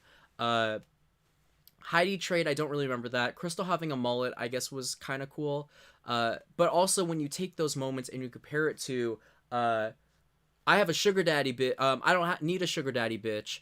And throwing the cocktail, like, when you compare it to stuff like that, it's like, okay, like, that's all you had to bring. Yes, I had a stalker, Tay Nation. I could do a whole video on that, actually. It was a mess. He was someone that was literally calling my phone whenever I would go live, and he was just he was a 65-year-old man that lived really close to my university, and he just drove, and he could be watching right now. If you're watching me, hi, stalker. But I had to call the police on him. In fact, he was harassing the restaurant I was at, and they called the cops before I even called the cops. But it was a mess. I think I did talk about it in one of my other streams, but the poll has Sharon Needles as number 1, then Pandora, then Mimi. Yeah, that's why they almost brought her back, but they just, no. Trinity did sweep All Stars 4. She did great every single episode except for the roast episode. Like, Trinity did deserve that win, but I wasn't angry that they crowned Monet as well. Hey, I'm back. How are you doing tonight? I'm doing well, Alex. Thank you for coming back. If anything, Peppermint should have been crowned over Sasha, and I'll forever stick by it. Well, I was saying that too earlier. I would have crowned Peppermint over Sasha. I felt like it would have been such a great message to have Peppermint win, because at the time, there was a lot of controversy over RuPaul actually casting trans people, because Ru had said that dumbass comment about how being trans was kind of like taking steroids in this competition, which was such bullshit. Like, literally, trans women were the people that started the drag community. Like, it's ridiculous. But I think Peppermint should have won over Sasha. If that was going to be the top 2, Pep should have gotten it, in my opinion. Drag Race Down Under doesn't need a season 2. Agree. We could talk about Drag Race Down Under next. I'm just trying to catch up to your guys' comments. I'll grab my phone so I don't need to screen share the YouTube chat. Dio's exit forever lives rent-free in my mind. That was one of my favorite exits of all time. You know the worst season, Down Under? Well, if we were ranking seasons outside of US, definitely Down Under would be the worst.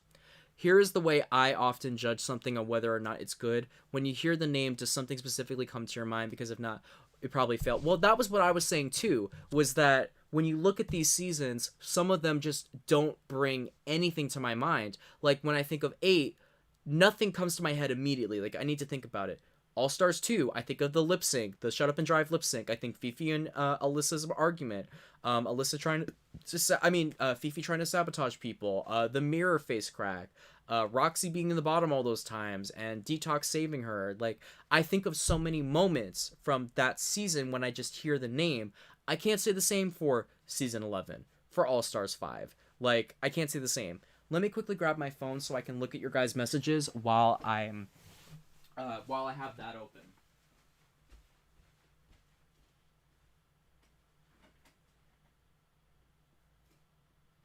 Is my phone still dead?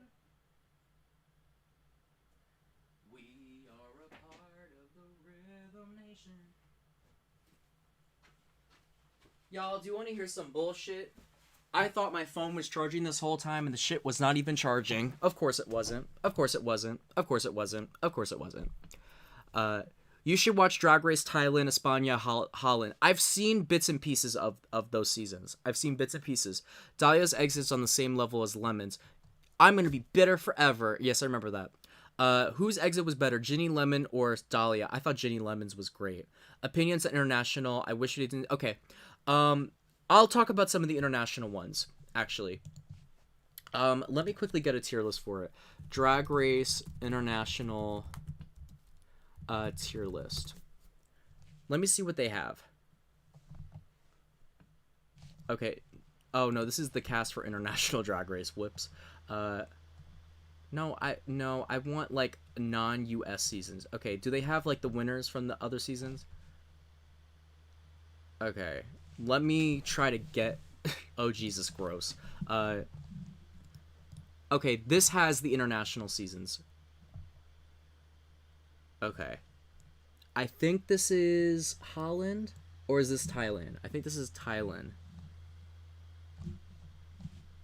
Okay, let me just go to the international seasons. Okay, so, let's talk about Drag Race. If we talk about Drag Race Thailand, okay, Drag Race Thailand. Okay, I've seen bits and pieces of Thailand. The problem with Thailand is that the problem is that it's not in English. So it's really hard for me to want to give it attention. What I have seen of the show, I've seen the lip syncs. And the lip syncs, look up Drag Race Thailand toxic lip sync. It brought it. I'm disappointed that that the only Drag Race Thailand representation that's come into International All-Stars, which if you don't know, International All-Stars is coming, which I'm not surprised by because they're running out of US queens to use.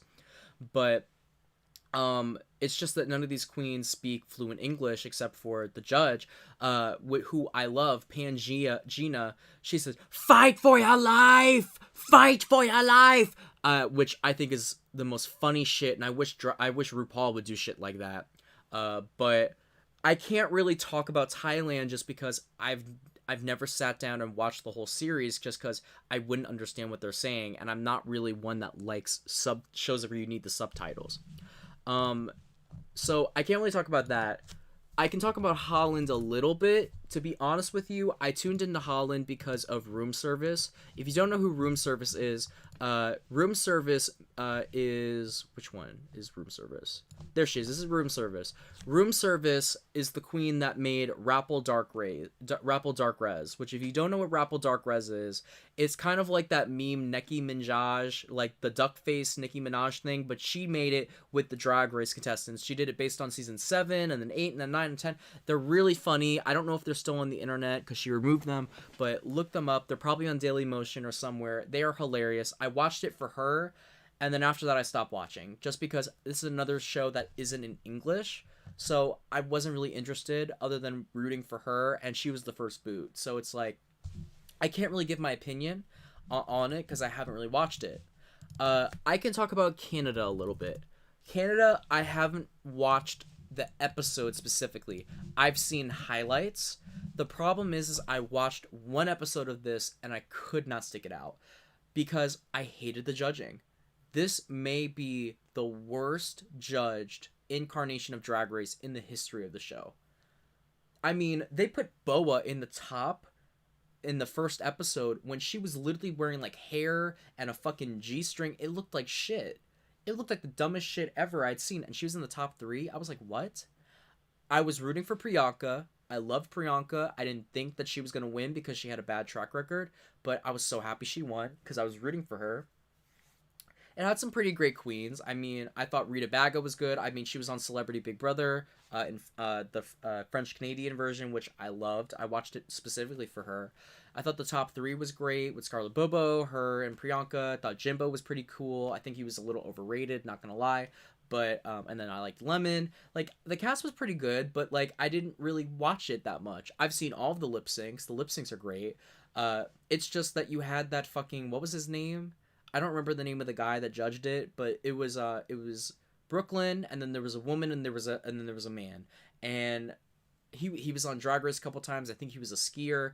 I just could not watch it because of him. He was so toxic. He was trying to be Michelle Visage. He was trying to be the Michelle Visage of the show. He was trying to be funny, and he was trying to be mean, and like Michelle was able to be brutally honest, and because she was genuinely trying to help them. Like she was having constructive criticism. It wasn't just like her being a bitch.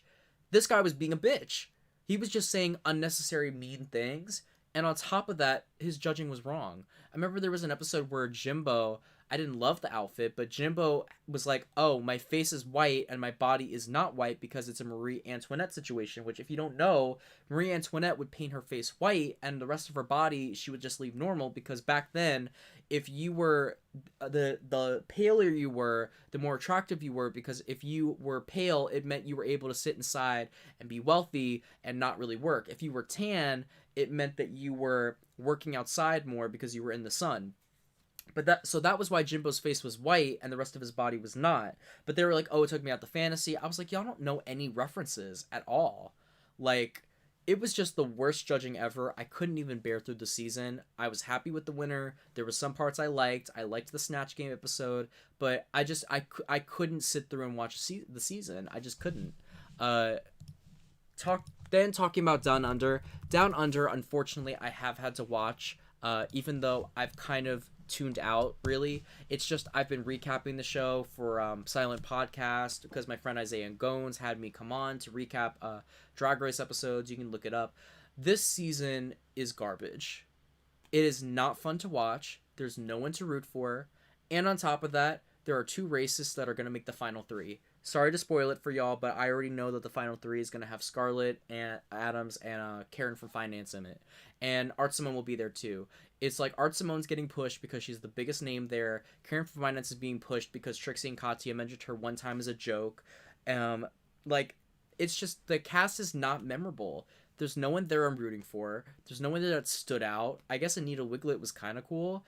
And you got two racists that were allowed to stay. They literally acknowledged that Scarlett Adams did blackface and they're letting her stay. Like, what? At least Karen from Finance, you could pretend you didn't know.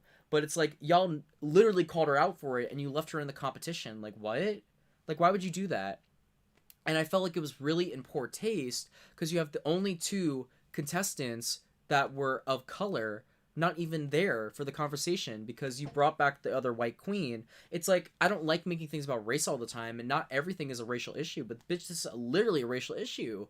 Like, at the least, I felt like JoJo and Coco should have been in the Untucked room. Like, I know y'all like to read me like in the comments because I talk about racial issues a lot in on my channel, but this is really a racial issue. You got a queen that did blackface, not just in her teenage years like she was saying, but as recent as like 2-3 years ago.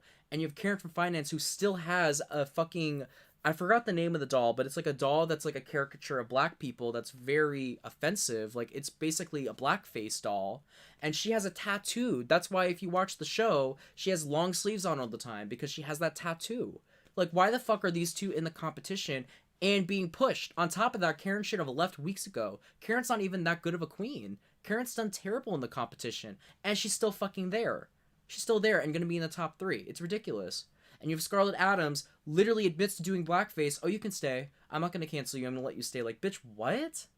It's just so tone deaf. But I'm not that surprised because if you don't know, Australia has a terrible, terrible, terrible race issue. It's even worse than America's problem with racism. If you don't know, it's literally almost like an apartheid system there. Like, it is, but it isn't. The way they treat Aboriginal Australians is disgusting, and that's the reason why the New Zealand queens are the only ones that have any sort of likability.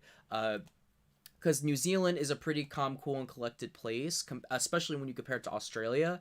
But it's just, this season is fucking garbage. Like, there's no one likable. There are terrible people. They eliminated the only likable people first.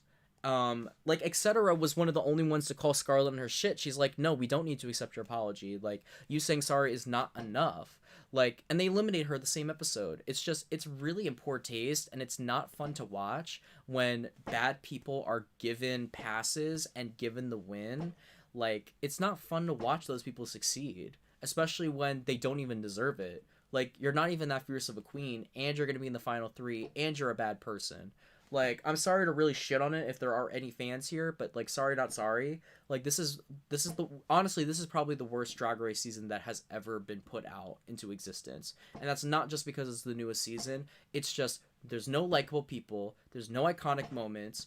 The queens don't deserve it that are making it far. Like, there's nothing good about it.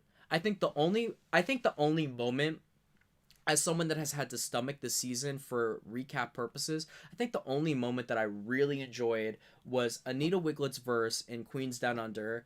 Like, I've literally been quoting it because it was so funny, like, all day.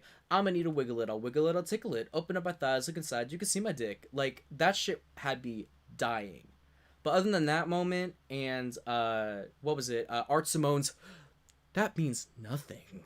But you are here. That means nothing. Other than those two moments, I couldn't give two shits and a popsicle about this season, and that's just the fucking tea.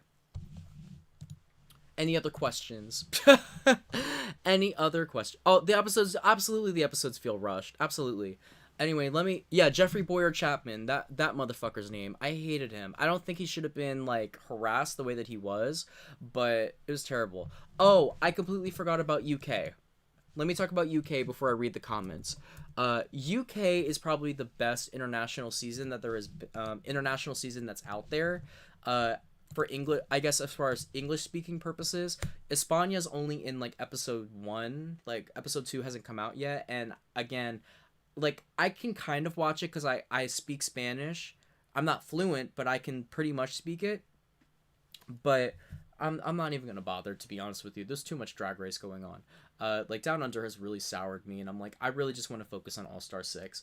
UK 1, again, I didn't watch every single episode. It was kind of like here and there for me, but UK 1 was pretty good.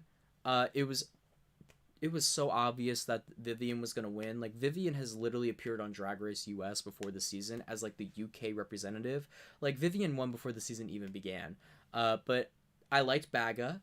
I liked Vivian. This was a pretty likable cast. I would say maybe Davina DeCampo wasn't. Red wig and a silver dress. Red wig and a silver dress. I don't think. And look at her. She's wearing a red wig and a silver dress in this fucking promo. Honestly, if I was her, and you have to remember, the promo is shot after the season. If I was her, I would have burned my fucking silver dress and my red wig and not worn it in this promo. Like, I don't know. It was a really weird choice, but it was a pretty good season. It was a pretty good season, and I liked it. Like, from what I saw, I enjoyed it. I would say UK 2. Now, UK 2, I have not even watched all of the episodes. I was here and there, but I just heard so much about it that I had to watch bits and pieces. I see clips all over the internet. I think the only episode that I really sat down and watched all the way through, just because I don't like overhyping myself with Drag Race, and there isn't really a place for me to watch because I don't pay for WoW Present Plus. I only got WoW Presents Plus after I started recapping Down Under, and by this point UK was already over. I mean, UK 2 was already over, so I haven't gone back and watched. But from what I've seen, this is like a top tier season. I mean, the episode with Joe Black, like the comeback episode with him, I loved that entire episode. Like, this has so many iconic moments. Ginny Lemon literally just walking off the stage and not even lip syncing, I think is so funny, and I'm surprised it hasn't happened before.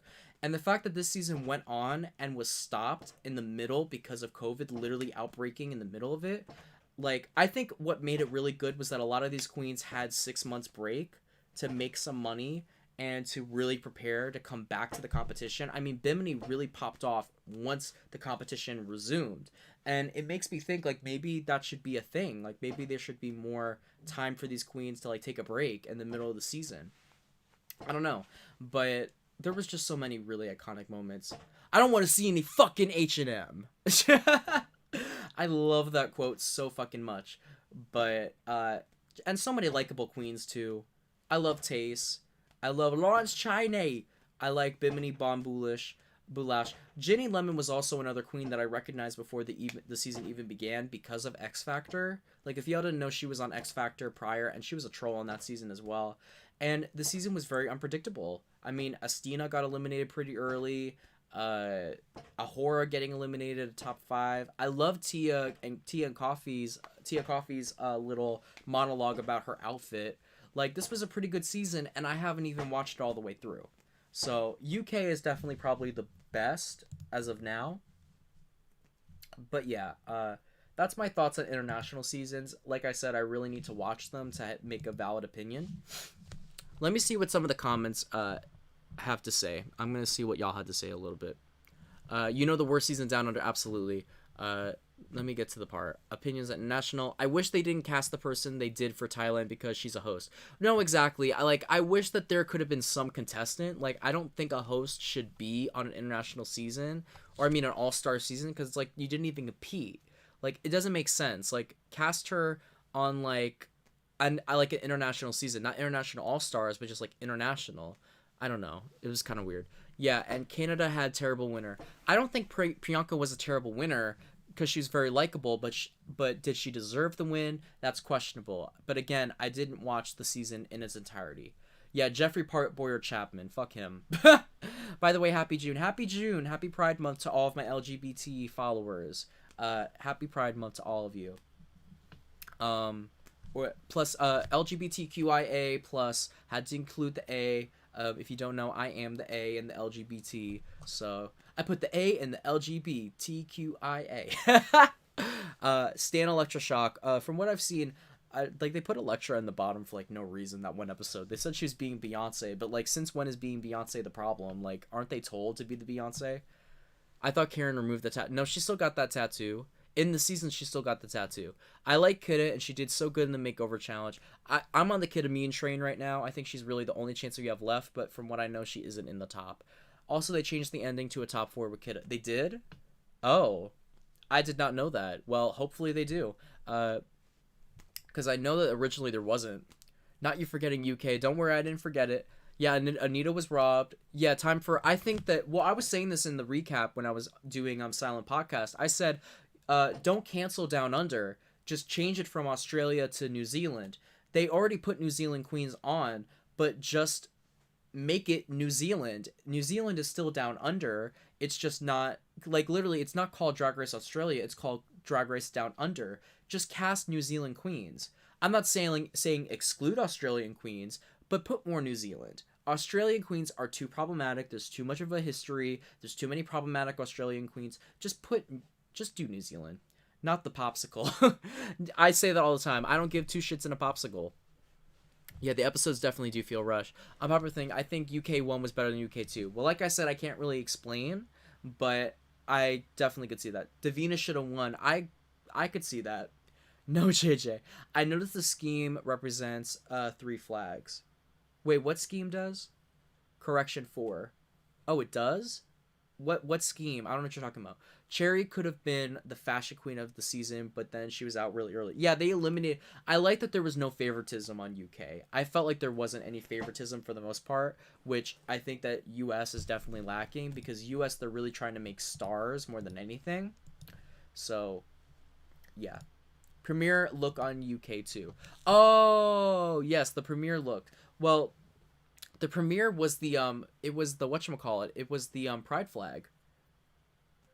It was the pride flag for UK too. They were doing it was the new pride flag where it has Black Lives Matter. I think that's what the oh no, it's not Black Lives Matter. It's Black Queer is what the black and brown represent. And then it had the trans flag on there, which now they're adding the little triangle that has that in there. And then it was the gay pride flag. I don't believe there is a 4th flag, but I could be wrong. But that was what it was representing. There's favoritism not on UK. There's favoritism in the US.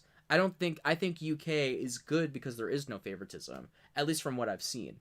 The fact that they're willing to put queens in the bottom, I like. This is a completely irrelevant question, but do you know the song The Romantics, What I Like About You? Yeah, I know that song. What I Like About You, You Hold Me Tight. I know that because of literally the show What I Like About You with Amanda Bynes, and in Shrek 2 when they had the American Idol DVD. There was favoritism in UK too. Was there? Like I said, I haven't really watched. I just saw bits and pieces. I could see them favoritism. I definitely could see RuPaul favoriting Lawrence Chaney, because the fact that Lawrence Chaney won over Bimini was really crazy. But again, like I said, I haven't really sat down and watched an international season in its entirety. They shafted a horror and taste, favored Lawrence. Like I said, I can see that just from the fact that I remember Rose like shaded RuPaul because RuPaul was like, "Can you say in a Scottish accent, Lawrence Chaney?" And she was like, "I can say Ellie Diamond." I remember Ellie Diamond. There was a lot of talk about her getting favoritism as well, which I totally could see looking back at it. Um, Ooh, we're at a pretty good watch time. We've been having a pretty good viewership. I'm glad that I kind of got to reconnect with you guys doing this little recap, but in total, this is my real tier list for the US seasons. Maybe as I watch the other seasons, I'll do more. Let me know what you guys think about this tier list that I made today. Do you want me to do more edited down videos where it's a little shorter, or do you enjoy the live streams? Do you want me to do a tier list where I do Big Brother? I did it about a year ago, but I took that off. I couldn't redo it if you guys want me to. I can do a Survivor one. Maybe I can have some guests come on here and do it with me. Let me know what you guys want to see from me. Either leave me a message in the live chat before I end it, or put it in the comment section. Give this video a like, because I'm trying to find new people. I'm trying to get new followers up in here. I also have a Twitch. I posted it. It's at Slightly Bitter with an AH. My Twitter is also Slightly Bitter with an AH. I think that this new name is here to stay. I was thinking about going back to Dylan Does. Maybe I will at some point. Let me know if y'all want me to go back to Dylan Does, but for now, I think I'm doing Slightly Bitter. If I'm not doing anything, check my Twitch later tonight. I might play video games on Twitch, just because I haven't done it for a minute, and I'm digging this new layout. And I'm bored, and I might just do a Twitch stream for a little bit for funsies. I'm trying to get to 50 so I can be a Twitch affiliate. So give me some 15 followers and I'll be a Twitch affiliate. Yeah, that's pretty much all I really have to say. I hope you guys liked my tier list. If you want to do your own from home, be sure to click the link and grab a drink, as I like to say, and in the description, and you can make your own tier list with the tier maker that I've made for y'all.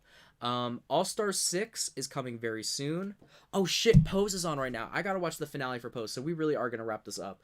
But subscribe, share with your friends, give it a follow. Be on the lookout for I Love Money Season 8. I am bringing I Love Money back. I'm also going to be hosting minis. If you want to play, if you want to be featured on the channel and you want to be contestant in one of my Zoom games, go check out one of the DH1 minis I've hosted in the past. I'm looking for new contestants. It's a competitive reality show on the internet. We have prizes. We give out prize money. Raven just won last time, and she won $80 for winning the last mini, so you could win some money. So yeah, look up the DH1 Network on Facebook, and you can join our Facebook group, and you can keep up with all the action. Anyway, I'm gonna log out. Thank y'all so much for watching and tuning in. I love you all. Shout out to the people that always come to my channel. JJ 12792, 108 Daytona, yo boy Alex, Savage Evan, Deshawn, Keisha, who else am I missing? The Wild Arcanine, who else? There's someone else. Clint, welcome to the channel, Clint Waltman. Robert Black, as always, Icon. Andre John Ariello, thank you for coming to the channel. Tay Nation, welcome back, sis. And I think that's everybody. If I missed anyone, I apologize. But yeah, please tune in and keep up with everything, because I definitely will start going live a little bit more now that I'm back home and have a lot more free time. Oh, yes. I have a Discord. I almost forgot. Let me quickly go to the Discord. I'm going to start using it a little bit more. I have the DH1 Network. Even though my channel is Slightly Bitter, I like to call this kind of the DH1 Network. So if you want to keep up with whenever I am casting for my show or when I'm going live, I do have a little YouTube thing where you guys can watch and you guys can keep up with all my shit. Let me quickly invite y'all. So if y'all want to keep up with whenever I'm going live, here is my Discord. Let me quickly see what y'all got to say before I leave. A horror design challenge was one of the worst. Spreading love from here to there. From Savior as I toss my hair. There's not a bone in my body. Gotta wiggle to the top. Wiggle to the top. I could check Discord afterwards. Utica may be a small town. Farm girl fit for a crime. I love how y'all I love how y'all were finishing your sentences. Aw, Keisha, you're so sweet. I love you, Keisha. I gotta get you on a season. You're great. Oh, shout out to my girl Maya, who probably be watching this afterwards. But yeah, thank you. Have a great night, and I'll see y'all soon. Love y'all. See y'all later, and deuces. I'm trying to bring that back for my old school people. Deuces. Goodbye.